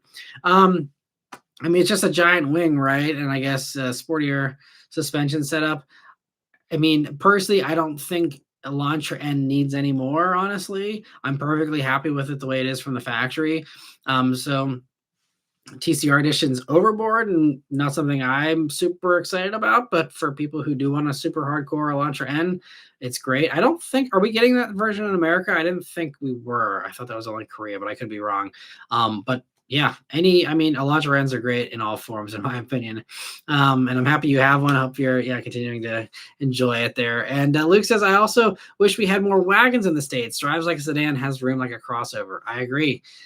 Same, like we were talking earlier with the liftbacks there. And I think, it sounds like I've been hearing early stuff here. All Car News actually on Instagram was talking this week about how wagons in general in Europe are starting to take off.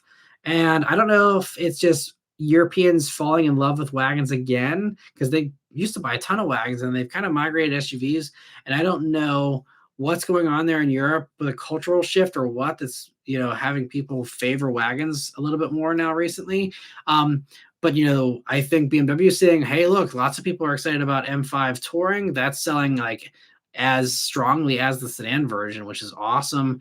And here in the States, they said it's like literally like a 50-50 split. So that's exciting. And they're saying that's probably going to lead to M3 wagon here for the next generation, which is also very exciting. And hopefully this means more and more of these wagons, do come because they've, been so successful here. And it's interesting, a little anecdote that I learned on this Audi drive that I was on this past week, is that they said that the only way they are able to bring RS6 Avant over here was to get all-road approved, because they needed that body in white that went through crash testing and certification, all that kind of stuff. And once they were able to justify a business case for all-road and get that approved by the executives, then they were like, okay, now I'll go crazy with the RS6 Avant. But like in America, it was like they had to get that all-road version to work. So it's kind of a funny conundrum for if you are a very well-off person that wants to see more performance wagons in America. It sounds like, from what I learned this week, it really comes down to people buying the all-road versions of those off-roady versions. So, for example, with Mercedes, if you want to see a new E-Class wagon AMG, you're going to want to currently buy, what do they call I just reviewed it last summer, that lifted version of the E-Class, the E450 all-terrain. That's it. Buy the all-terrain, because if they sell enough all-terrains, then okay, we've justified the business case for bringing that here. I mean, I guess that's already here, so they can't already have that, but I guess for second generation or whatever, if they see continued strong demand for the all-terrain and the all-track stuff, then, or the all-road stuff, then you can bring over the other versions of those wagons. And so that's really kind of was a fun little anecdote to pick up this week from one of those executives, but also just hopefully maybe the rugged wagon thing, people making Subaru Outbacks in a way, will bring the performance wagons over that we want. But even just the regular wagons, I'm sure is something you appreciate as well, because I'd love to see wagon. I mean, like Volkswagen, the only way the Passat comes in Europe is as a wagon now for the new generation Passat. And I think, now that ID7 has been canceled, in America here, it's only for Europe, sadly now. I think that they might be regretting getting rid of Passat, because the plan was, okay, we get rid of Passat, we bring an ID7 to replace it, and we now have a sedan again, and it's all good. Versus now they just have Jetta. And I feel like, bringing over Passat wagon, even if they got to put some stupid cladding around the fenders and, give it, some all-terrain tires and different wheels or something, I think that's fine. Like, just bring Passat back. I think that'd be great. And maybe they will. We'll see what happens. But, yeah, I'm a wagon lover through and through. And MG Channel says, "What's up, Matt? Recently, my channel hit 5,000 subs. Congrats. Real happy and proud about it. It's not easy to gain subs on YouTube nowadays. Excuse me. I appreciate you, brother. You've inspired many of us." Well, thank you. I'm honored to be an inspiration. And yeah, best of luck with the channel. It is certainly a grind these days. So I hope it continues to do well for you, and hope it just pays off all your hard work that you put into it, because it's a lot of people trying to do it. So it's awesome you're able to break through. 5,000 subs is a really nice achievement. So that's awesome. And let me see here. Sorry, I missed the other super chat here. Raphael, thank you so much for a super chat. He says, "Last minute, but I made it home for this one." Well, thanks so much for stopping by. We got another 40 minutes or so here to go, and glad you're able to join. And thanks so much for the super chat there, and for continuing to be a member as well. And Vishal, thanks so much for being a member now for 14 months. I really appreciate that. He says, "I'd be all over a Passat all track." Nice. Yeah, I think it'd be amazing. So I'm glad I'm not the only one. And I hope you're enjoying your data still. And let me see here. Keep on getting caught up on the other member questions. So Garth Rocker says, "If Mazda made a Mazda 6 with the inline 6 with all-wheel drive, if it looks great, nice interior, I will be buying. I love my Lincoln Continental, but I always also have a Japanese all-wheel drive car." Nice. Well, yeah, I certainly hope for your sake and for the rest of America that they do a Mazda 6 again. I think that'd be great. And Adam, thanks for stopping by as well. And KS Basis, thank you so much for gifting 5 memberships. I really appreciate the generosity here. Happy to see a bunch of other people able to get some memberships there. And thank you so much. And happy to see you here as well, OK Basis. Hope you're doing well. And let me see here. So Immutable Do says it was sold as the Qashqai in Canada. Interesting. So it's just it's just America, which totally lines up.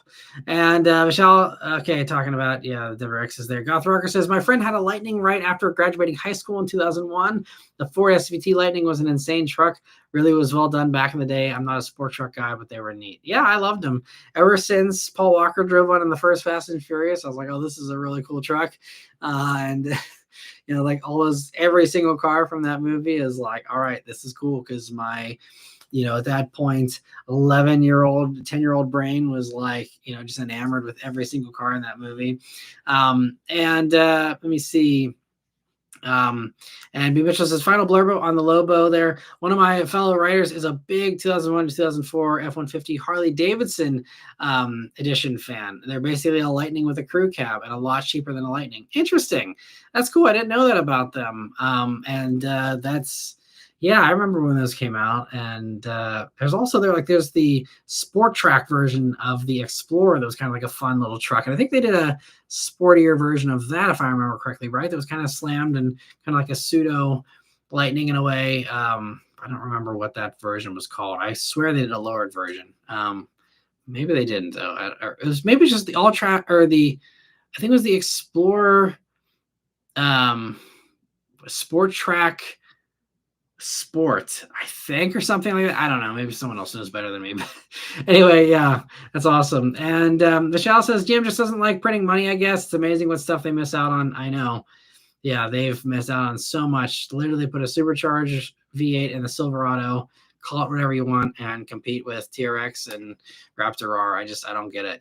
That'd be the easiest, huge profit margin thing they could have done with just part shelf stuff, like literally phone it in on a Saturday and call it good, like so easy. Anyway, Michelle says also starting to see new gen passports on the road. They look cool, but also resemble a big Bronco Sport to me. Interesting. Yeah, I can see that. And I've been seeing a bunch of the new passports popping up. Yeah, I'm excited to review one here the next month or so. I think I'll be finally getting one. Seems like a really nice improvement. I think now certainly, sticking with the V6, they didn't know what was going to happen with emissions and stuff here, but certainly that gamble paid off for them because, having that V6 is going to be a huge perk for that car for people who, don't want to have any downsized engine. And so, yeah, that's that Honda luckily played that very well. And I see Danny agreeing about the Silverado SS. Totally agree. And Russell says, did you get to go to the US Open this weekend? Not sure if you're a golf guy or not. Did not go. Yeah, I'm not a golf person. Obviously, yeah, very cool. It was, pretty nearby here, and I'm sure a bunch of new people coming into the Pittsburgh area and enjoying it. And yeah, but not for me. And it's also being a dad, just a lot of bigger things to do and yeah, busy time. So I can't hang out at a golf tournament. That'd be fun though. And I hope everyone that went had a great time. And Raphael, thank you so much for another super chat. He says, I treated myself to a $4,000 Joe Satriani Chrome Boy guitar. Sorry, I probably butchered the last name. Satriani, maybe. Chrome Boy guitar. Nice. This month is 40 years since becoming a guitarist. Wow, that's awesome. Congrats.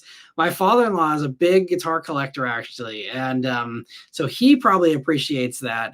I'll have to let him know when I see him tomorrow about that. I'm going to have to write down that name. Yeah, he's got a very cool guitar collection. And funny little side story, actually, for anyone who's into guitars. I apologize if no one else is, but I can't resist. So if you remember, when did Paul McCartney, he just played, what was the thing Paul McCartney did? Where he just played, it wasn't the Super Bowl, was it? But I'm blanking, but that one big show that Paul McCartney just did recently for a show or whatever it was, I can't remember. Anyway, there was this, I'm completely ruining this story. Anyway, the one more recent Paul McCartney thing this year where he did some amazing performance. I think it was SNL. On Saturday Night Live, Paul McCartney was, the performer, and he did an amazing set there on SNL if you watch that. And that guitar that he played was actually a guitar that was owned by my father-in-law's best friend, who had that guitar and sold it a little while back to someone that he thought was kind of important, but he didn't get all the details, I don't think, at the time. And then they're watching SNL, and he's like, that's my guitar. That's the guitar. And I don't know how he figured it all out, but he confirmed that was a guitar that obviously he's a huge Paul McCartney fan. Who isn't, if you're especially into guitars and stuff, but he was like, holy crap, Paul McCartney played my guitar, which was really cool. So fun little side note there. Sorry for butchering the story, but yeah, that's so yeah, lots of guitar. They go to guitar shows and stuff all the time. My father-in-law and his friend and stuff. So I don't know enough about guitars to speak any intelligent sentences about it, but very cool, and congrats on treating yourself. I think that's very important too. Let me see. I see also Luke saying, I think the Sport Track was an SVT. Gotcha. Maybe that was it. Sport Track Adrenaline. Thank you, Timothy Miner. Bingo. That is it. Yeah, and Beaver said the Sport Track was an Explorer with a pickup box, literally, which again is a really solid idea. Like, why do we not have more stuff like that? So that's funny though. I see. Okay, Basis is saying Celine XP8 Explorer, which I didn't even know that was a thing, but that's cool too. And I see. Okay, Basis is 23 years as a bass player, which is awesome as well. So lots of cool musicians. Yeah, my father-in-law's in a band. Also, my brother-in-law actually is in a band. They actually just released an EP that their band name is called Big West. And they I just went to their debut show where they played all the music and stuff, but he's a drummer for them, and or the drummer, I guess I should say, for them. And yeah, the EP is pretty cool. It's like reggae, very fun. The EP is called The Getaway by Big West. Little plug there for them. If you're interested in music, check it out. Let me know what you think. It's on Spotify and stuff. Yeah, so anyway, I hope you enjoyed the music tangent here. But anyway, other questions the last half an hour here. So let me see. Where were we?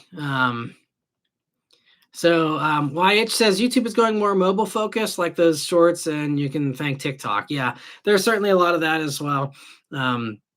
And YouTube's pushing hard into that, but also YouTube knows that their strength is in long form. I think the shorts are very important because they want to kind of have, fingers in all the pies.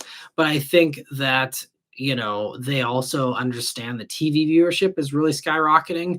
A lot of people are tired of paying for streaming services, and you can just go on YouTube and watch, literally anything you want to watch from, really good creators that do this stuff, and it's free, unless you want to pay for YouTube Premium to get rid of ads or whatever, but like it's free. And that's, I think, especially as we, are approaching more money crunch times, you're going to see YouTube explode in popularity again, even more so because it's free entertainment. And that's something that, most of these other streamers don't do. And even if you do, have, like we pay for like Amazon Prime or Hulu or whatever, and it's still like $8 a month, and you still get hit with ads, versus YouTube Premium. I don't remember how much it costs now, but it's actually no ads unless it's, built in here. But, and even when you do have ads on like these videos, for example, when you watch one of my reviews, you probably only get a couple of ads. They're, skippable 5-second or 15-second ads at the worst, versus, some of these things I'm sitting through a 1.5-minute ad, and it's like, geez, like this is crazy, so, YouTube's doing it really well, I think. And I think we're just going to see things continue to do well for them as long as they don't screw things up with doing something stupid or doing something that offends people or, causes advertisers to get scared off. Hopefully it's something that continues to be relatively stable. But it is just, more competitive than ever. And Vishal says, watched your Q5 review. The SQ5 sounds so nice. Yeah, they do a really good job with the exhaust on. And thank you for watching it as well. I, again, appreciate every review, especially these days. And I was so excited to do that, the comparison thing. I think that's a little bit different than what I usually do. And I think it was really important. And I'm also excited because most people that did videos didn't have that opportunity. If you see, a lot of the other coverage that came out this past week was only Q5. They didn't have SQ5 there, according to my understanding of it. And so I was hoping that video would actually do better because I was one of the few to actually have both, and having both side to side is huge. I am pretty convinced that video will do super well in time. Just right now, it's kind of gotten off to a little bit of a slow start, but I think that video will do really well, hopefully. But I'm glad you enjoyed it, and thanks again, for watching. SQ5 is great, just that throttle lag was so bad.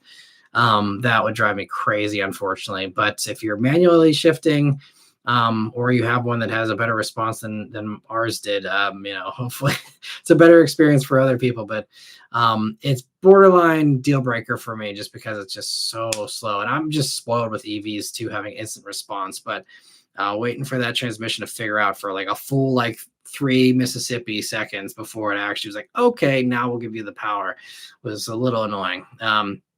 And see, Brian says he's looking forward to the junkyard videos in the future. Yeah, and I'm hoping I'm not, don't hold me to this, but I'm hoping to have the first one out before the end of this month. It might be the very end of the month, but I'm hoping to do the first one here in June. And I'm hoping to again try and do them every 2 weeks. I'm going to try my hardest with scheduling and stuff to try and be consistent because I truly think it's something I love doing and something I think does have really good potential.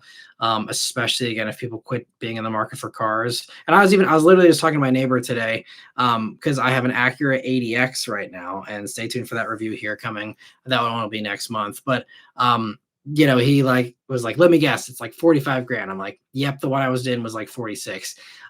He's like, man, it's like it's no wonder people aren't into cars as much anymore if you're an enthusiast, because it's like a 190 horsepower Acura SUV is $45,000. I mean, it's actually the cheapest thing in its segment, which, is just again a sign of the times. But like, I get it. And so I think the junkyard thing will hopefully be in my mind, a perfect solution to enthusiasts who, if I can't do project cars and if I, can't do clickbaity junk videos and vlogs and other crap, like, I can do something that I think is still really fascinating. It's modern treasure hunting in a way, but it's, for car enthusiasts that are still into cars, but just aren't, in the market for cars and aren't interested in new cars. This is all old stuff exclusively. And, I hope it'll be as fun as I think it's going to be. We'll see what happens. But I see YH says, I just want that supercharger we sound. That is great. Unfortunately, I don't know if Roush gives you a ton of that. If you want the most supercharger, you're probably already driving around and disturbing the peace, but, if you watch this after the fact, Hellcat is still the king as far as supercharger wine.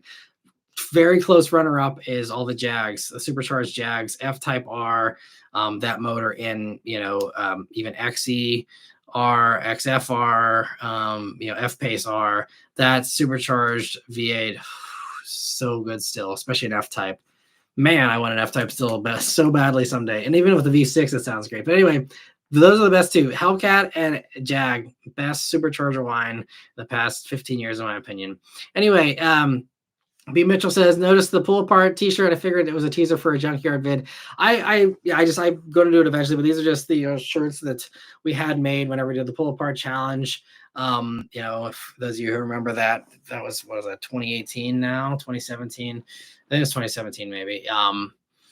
Yeah, I had such high hopes for that. I thought that was going to be my big break, possibly, because we had a lot of talent for that. And if you missed it, it's still on YouTube. Just search pull apart challenge. It was me, Chris Fix, Eric the car guy, Hubble Mechanic, Brian's Mobile One, and who else was in that? There's Brian from G Body Garage. I think that was everybody.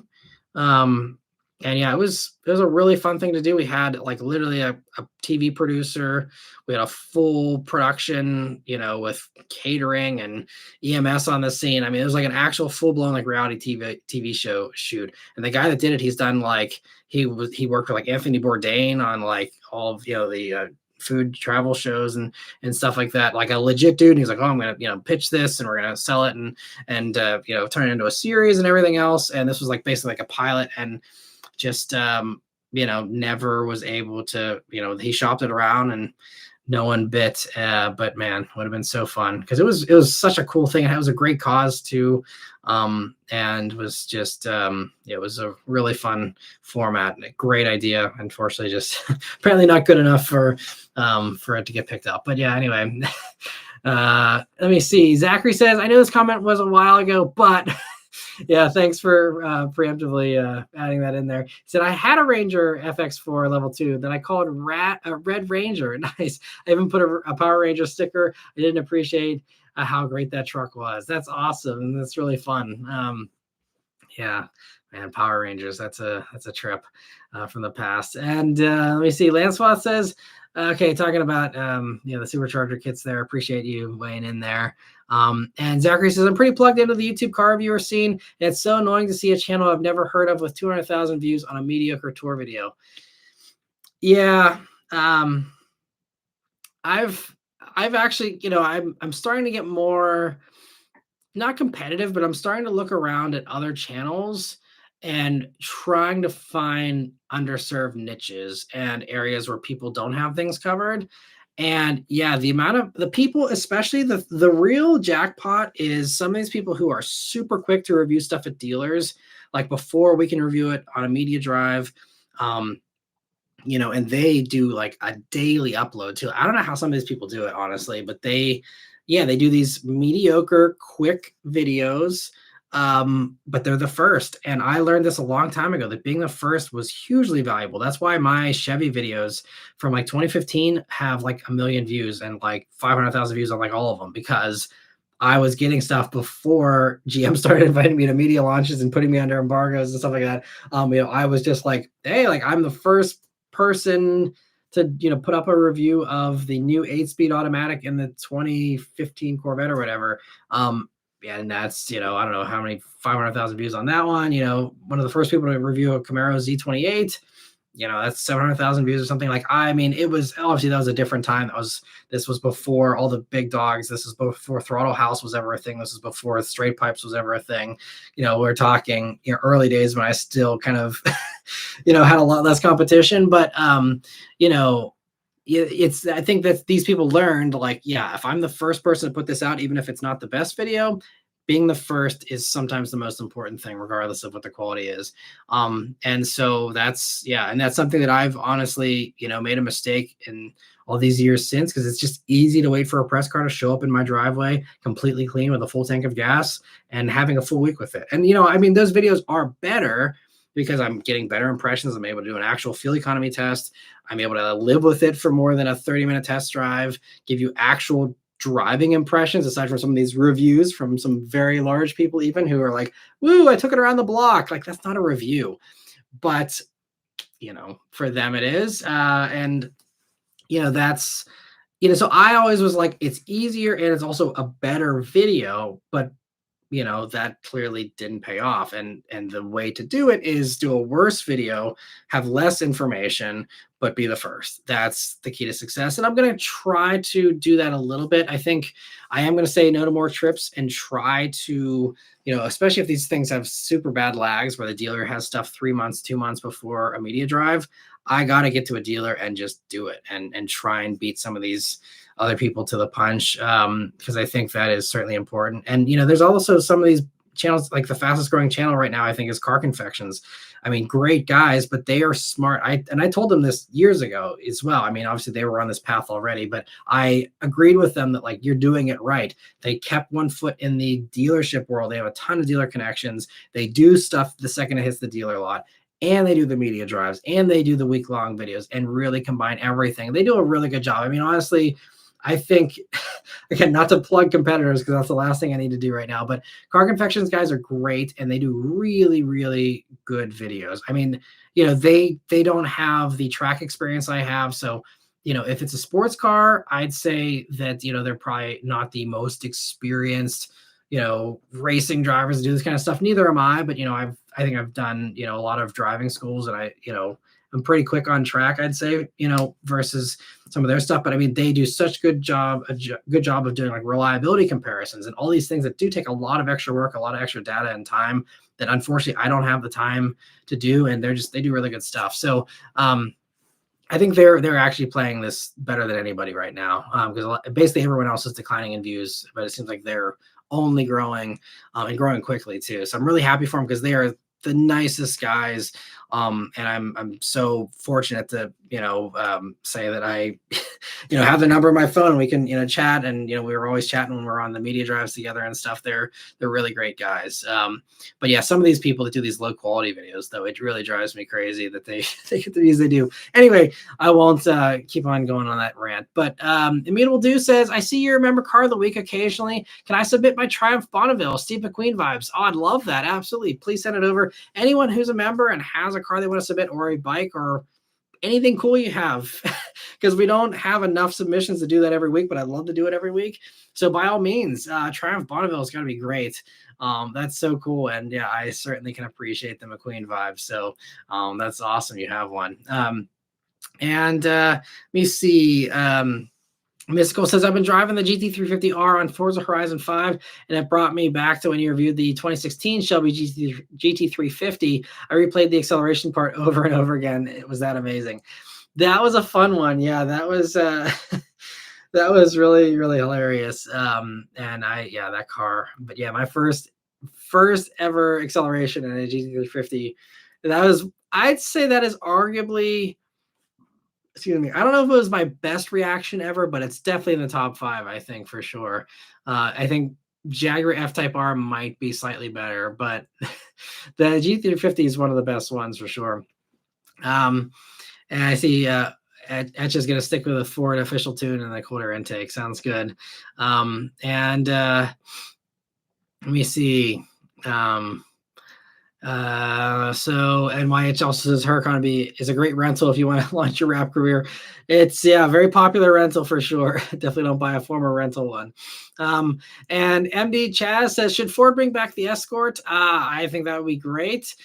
I think the name would be a little problematic these days. So maybe in Europe, I don't know if Escort is used the same way it's used here in America.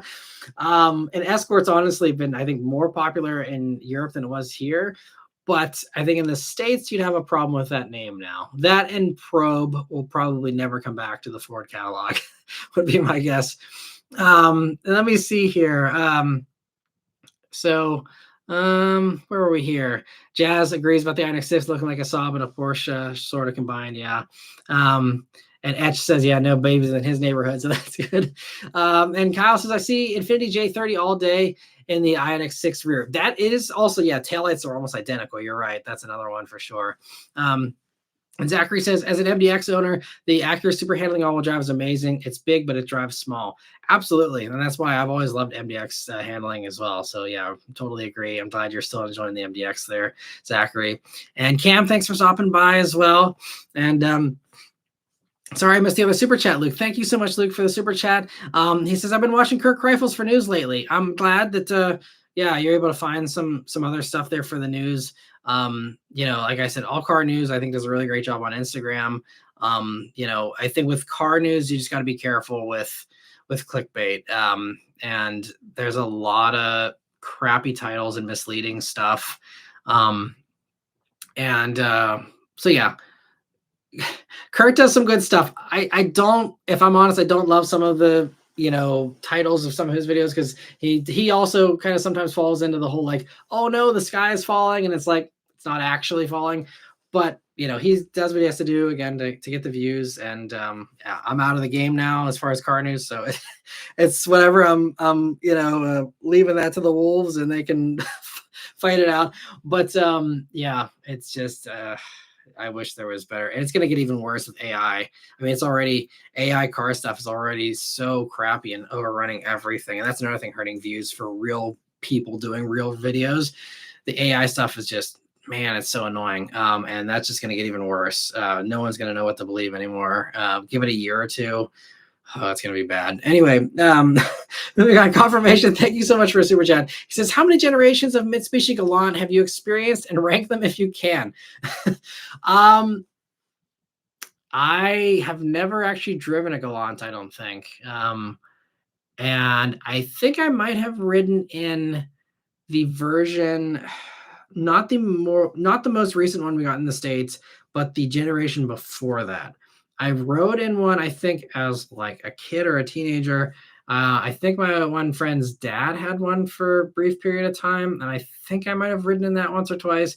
Basically, I have no experience in Galants, so I can't even really rank them. I believe there's Galant VR4, right? So I think those ones clearly are going to be the winners as far as coolest Galants.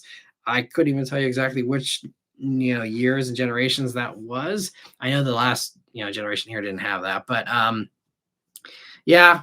Never seemed like an amazing car aside from the VR4 versions. But also he's asking GTZ trim. I don't even know what that is. So you know more about Galants clearly than I do. So I'm not going to be able to give you any kind of intelligent answer, unfortunately. But yeah, it'd be, I think, another prime opportunity for Mitsubishi to, again, because we're having less and less competitors in the compact mid-size sedan kind of, I guess, mid-size sedan segment. You would think that would be a segment that a lot of people want to get in on because it is still a hugely selling segment. But it just seems like, yeah, no one's interested really. And I see he says first gen Galant VR4 is Evo Zero. Nice. Okay, so that was even so it predated Evo. I didn't realize that. But that's pretty cool. That's awesome. And let me see. Thank you again for the super chat there confirmation. And so where were we here? So we're catching up here pretty good. So yeah, we were talking about the sport track there. And then let me see.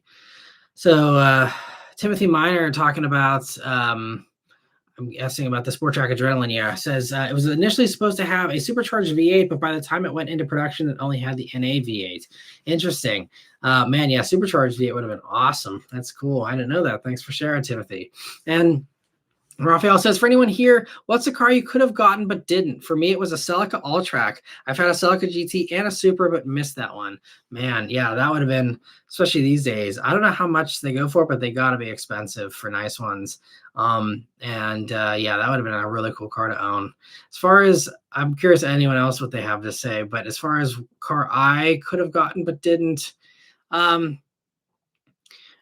think possibly it's not even really a regret, but I think that I do kind of, as much as I love my Legacy GT Spec B, I do kind of regret not ever actually owning a WRX. I think that would have been, just kind of a fun thing to say I achieved that goal. I mean, I think obviously with Legacy GT Spec B, I kind of exceeded that goal of my, as a teenager, I saved up and, magazine clippings of WRXs and had posters and that kind of stuff. Like I really wanted a WRX, but then just like this Legacy GT fell into my lap and, I worked at this car dealership and it was traded in for 20 grand. It was a car that was 35,000 the year before, $20,000 with 15,000 miles on it. 2006, Subaru Legacy GT Spec B, one of 500 they made for 20 grand. And I could have spent 20 grand on that or 20 grand on a 2006 WRX, which was initially my dream car. And this was in 2007.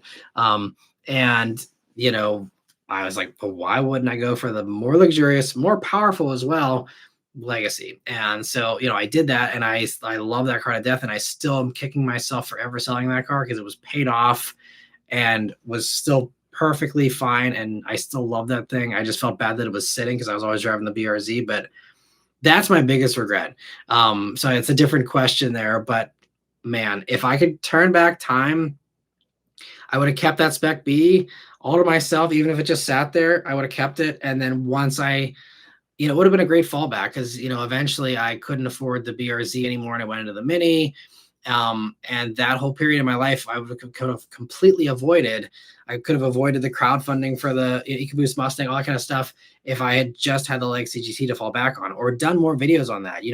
I did a few videos on it, but I didn't exploit that car to its full potential for YouTube. And, I went into the BRZ stuff, which the BRZ stuff was wildly popular and, was really the springboard to my whole career here on YouTube. And I don't regret the BRZ stuff whatsoever. I just wish I would have had the Legacy so that once I was like, man, I can't afford the BRZ anymore, I could have just still had the Legacy. I mean, obviously I sold the Legacy and used the proceeds of that for, other things as well, as far as upgrading camera equipment and a variety of other things, that I needed to do at the time. But, it would have been nice to just, have the Legacy and then use the BRZ for a couple of years, sell it if I had to, but at least it would have been so nice to have that Legacy just waiting in the wings and have that until I could have, I probably would have, if I would have, again, redone life, I would have kept that until the Bullet and still even probably kept it even beyond that, had it as a beater or whatever, but, kept it around, just had the Bullet, instead. Because that's, I think no matter what, all roads would have eventually led to me getting the Bullet. But yeah, it would have been nice to have the Legacy around. And I'm curious what everyone else's regrets were there automotive wise. And maybe Gaming BH says lots of people sail the seas because of all the ads these days. Yeah, there's tons of ads, that's for sure. And Nicholas says, Matt, do you get any Porsche press vehicles or does Jack from Savage Geese hog them all? I'm sure he, I mean, he's in a different fleet, so he's not actually hogging them. But no, Porsche just is very hard to get press vehicles from. They, I mean, they're one of the most sought after brands, and they know it, and they're hard to crack as a result. And also, if I'm being fair, I'm not a super successful channel anymore from a view standpoint. So, if I were running Porsche press vehicles, would I give myself cars? No. So I don't blame them, especially because it's so expensive to send them from DC to Pittsburgh here to me. So I don't blame them whatsoever, but no, I don't get Porsche press vehicles. But maybe someday, again, if I can turn the channel around or something, we'll see what happens. But I would love to have Porsche press vehicles. And let me see. Raphael says, yes, I know it's a tough question. You have 50 grand. What used car does Matt buy?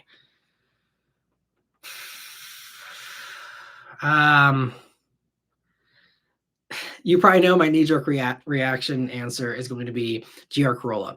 And I think in my current place in life, if I want something that has a back seat, GR Corolla is, what I would do. If I didn't have to have a back seat, if I knew for sure that I would always either have a four-door press car or that I would always have Beth's car at my disposal, no matter what, then my 50 grand would probably go for the nicest F-Type I could find for 50 grand. I still adore the F-Type. And even if it's just for the supercharged V6 version, I'd be more than happy with that. Amazing car. I've always wanted a convertible. I've never had one. And I still think the F-Type just looks so good. So that would probably be it. The other one that popped into my mind would be manual Supra, if those are now under 50, because I do love Supra that much, but I love F-Type more, so I think it would probably be F-Type still. Trying to think of other things, but those have got to be my top two, for under 50. But yeah, in my current situation in life and everything, it would absolutely be GR Corolla without even thinking twice. And again, you'll have to bear with me or just skip the video, because I will be posting this next week here, my week with a GR Corolla once again, and talking about how much I love it once again, and everyone will be rolling their eyes and and probably just skipping the video altogether. I don't blame you, but that reaffirmed my love for it, living with it again for a week recently. Just love it. Anyway, let me see. Skynet says, hey, Matt, or anyone that might know, have you ever experienced the acceleration of a Tesla Plaid? I have not. I did the P100D. I reviewed that back in 2019. So check out my Model S P100D review for something close to Tesla Plaid, but haven't ever done the Plaids. And let me see. I see Ryan says, been a fan since you were a SuperX fan. I appreciate that. Thank you so much for being a fan all these years. It really means a lot. And I know there's so many people that have that same story. See everyone's saying drink as far as all of that. And I see also B Mitch also says having the bullet back. That would be another one for sure. I'm weird where I would love to have another bullet, but I would want my bullets. And if I had another bullet, I wouldn't love it the same. If that makes sense. Maybe that's stupid. Maybe some of you can relate. I don't know. But the current owner of it is offered, first right of refusal if he ever decides to get rid of it. But I think he's thoroughly enjoying it, and I would never want to take that away from him either. It's his car now. It's not mine. I have no hope or want, any expectation of ever getting it back, and I'm happy it's living a great life and being enjoyed as it should. And so I'm very happy with where it is. So I think I'm okay to close the bullet chapter of my life. I don't know how much they've gone down in price, but I would love a 68 bullet, an actual, 68 Mustang GT 390 fastback with a manual in Highland green. That would be, fun, but every time I see a well done one, it's like $100 grand. Maybe with the used car market kind of softening, maybe that has gone down, but I feel like those are still muscly enough that they have appeal with younger demographics, unlike some of the other, 40s and 50s stuff that's just cratering in value because no one wants the like wing-a-dinga like classic stuff. But I think Bullet is probably new enough that people still have that appeal, even if you're someone that's my age. So, but that would be the only thing. But I highly doubt. Maybe if I got a fun project one for under 50 grand, but I just would not want to do the work myself. So, but if there is one out there for under 50, that would be another one I'd be curious to, have as a thing. But I think I'd still just go F-Type because I want modern safety and all that. So I'd love classic cars someday, but if it was just one car I could have, I'd probably want a convertible and it'd probably be an F-Type. And let me see here. Where were we? So Vishal says, have you seen any new gen Tiguan's on the road? Haven't seen any yet, but was able to look at them at the dealer. Pretty nice overall. Yeah, I actually will be having a Tiguan press vehicle here next week. And I'm excited to try it out. I have not seen any on the road myself. But yeah, they seem really nice. I'm excited to try it out. And let me see. Ryan says, I have a 2004 Volkswagen GTI 1.8T Stage 2 tune. Great car. Nice. I bet. Yeah, those are really cool. I think I did. Yeah, the Mark IV GTI with the 1.8. Yeah, it was fun. The one I did was tuned too. So I'm sure you might have already seen that video because that was, back in the olden days there. But great fun car, especially with some mods. And let me see here. B. Mitchell says, my two biggest misses, one was a 1970 Dodge Charger RT hardtop, a 446 pack 4-speed for $3,500. Man, in 1983, when I was an impoverished airman at Minot Air Force Base and barely afforded my $500 74 LTD, miss number two, is 1962 Jaguar E-Type CVT with factory or convertible, I guess, with a factory hardtop. Dad project car for $2,300 when I was in West Germany in 1988. Man, yeah, you're right. Those two cars could have been a nice retirement fund, if nothing else.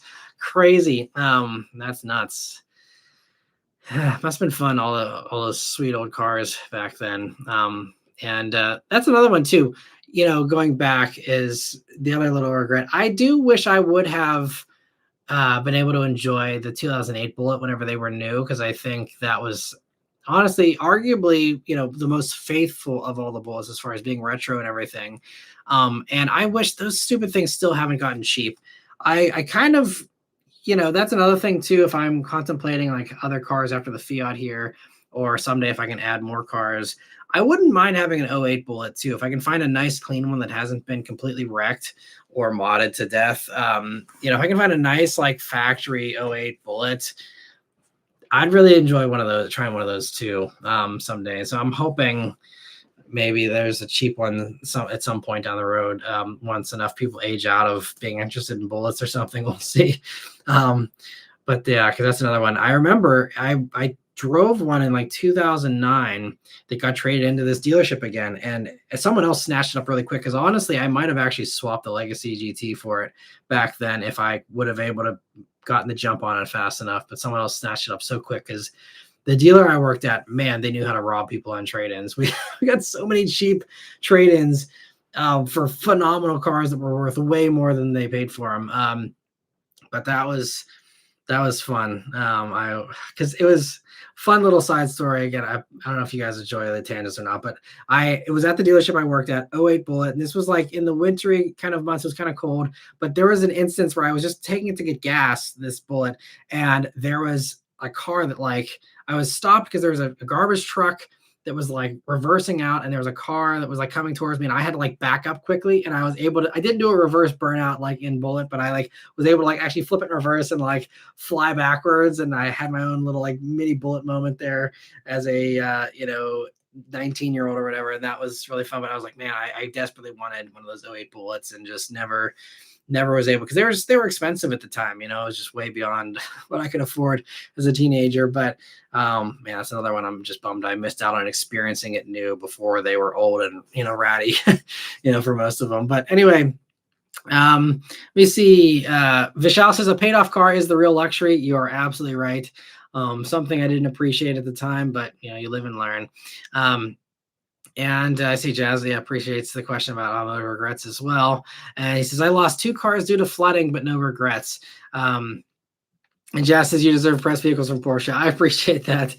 You're very kind. And Trenton Car Guy, thanks for stopping by here right at the end. Sorry if you missed it, but of course, again, these are always available as videos on demand after the fact. You want to have something to listen to in the background here this weekend, definitely put it on here and enjoy the stream that way. But B. Mitchell says drink, but he really wants his bullet back. Yeah, which we covered earlier. And then Raphael says GR Corolla is fine. This is what would Matt buy today.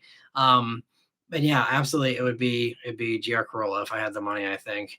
Let me see. Mr. Good says, Matt, I'm thinking about buying a 2025 Jetta GLI. I'm looking at getting into something sensible yet fun to drive.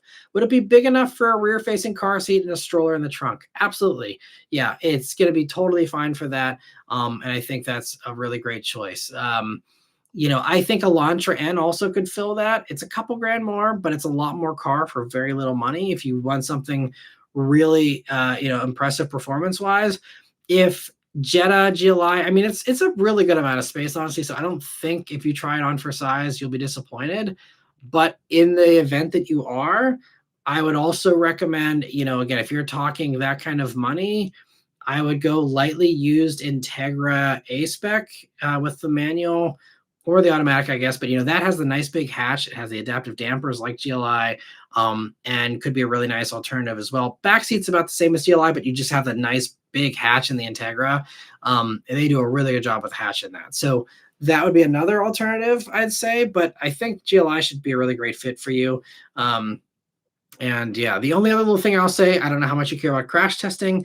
Jetta doesn't do great in crash tests. That's the one thing I don't love about Jetta. That and Sentra just aren't good in that segment as far as that goes.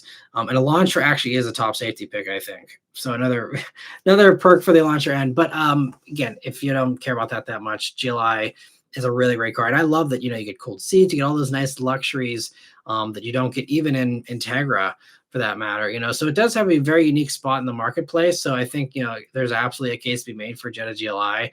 And if you like that extra, the extra creature comforts, I think it's a great choice. And yeah, it's a big trunk, completely fine, I think, for all that stuff. So I'm trying to think. Yeah, there's other options as well, if you're going used stuff, but especially as far as new goes at that price point, there's not a lot of else. Everything else is going to have less power, if you're talking like, Civic Sport hybrid with a hatch, things like that. You're going to be a little bit slower, but great fuel economy there. Very nice, interior. Still fun to drive, but GLI is definitely a little sportier. And Raphael says, with the choice right now, I'd love a Mach 1. Yeah, Mach 1s are great. Every version of them has been fantastic. All right, well, we got the last couple of questions here, and then we'll wrap it up. So Mystical says, was driving the GT350 on Forza Horizon 5. Okay, yeah, we talked about that already. Sorry if you missed the response there, Mystical, but I did cover that already. The Trenton Car Guy says, saw an imported right-hand drive Honda minivan earlier today. Couldn't tell you the model. Wow, that's cool. Yeah, I'm guessing you're talking about one of those little like K vans, possibly. I think those are starting to get really popular because there's more and more states now allowing those K vehicles, which is great. And great spot. That's awesome. And yeah, so many fun Japanese vans with mid engines, La Previa, and all that cool stuff. So many cool things that I'm excited for people to hopefully import here in the future. But anyway, yeah. So yeah, it's been a great time here. Hope you guys have enjoyed the stream here tonight. I know there's been a little bit less people than usual, but great conversation, still lots of great comments, and happy I was able to answer everybody. I literally answered every single comment, member and non-member. And so I hope you guys enjoyed.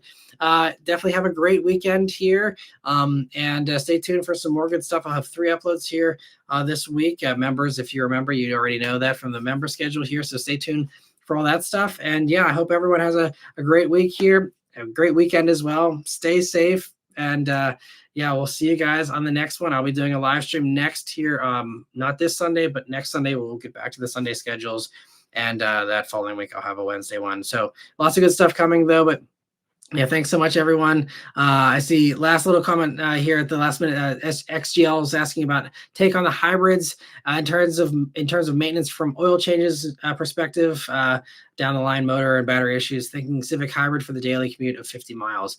Civic Hybrid is great. Honda and Toyota have proven they know how to make hybrids that last a long time. Look at all the Priuses still out on the road.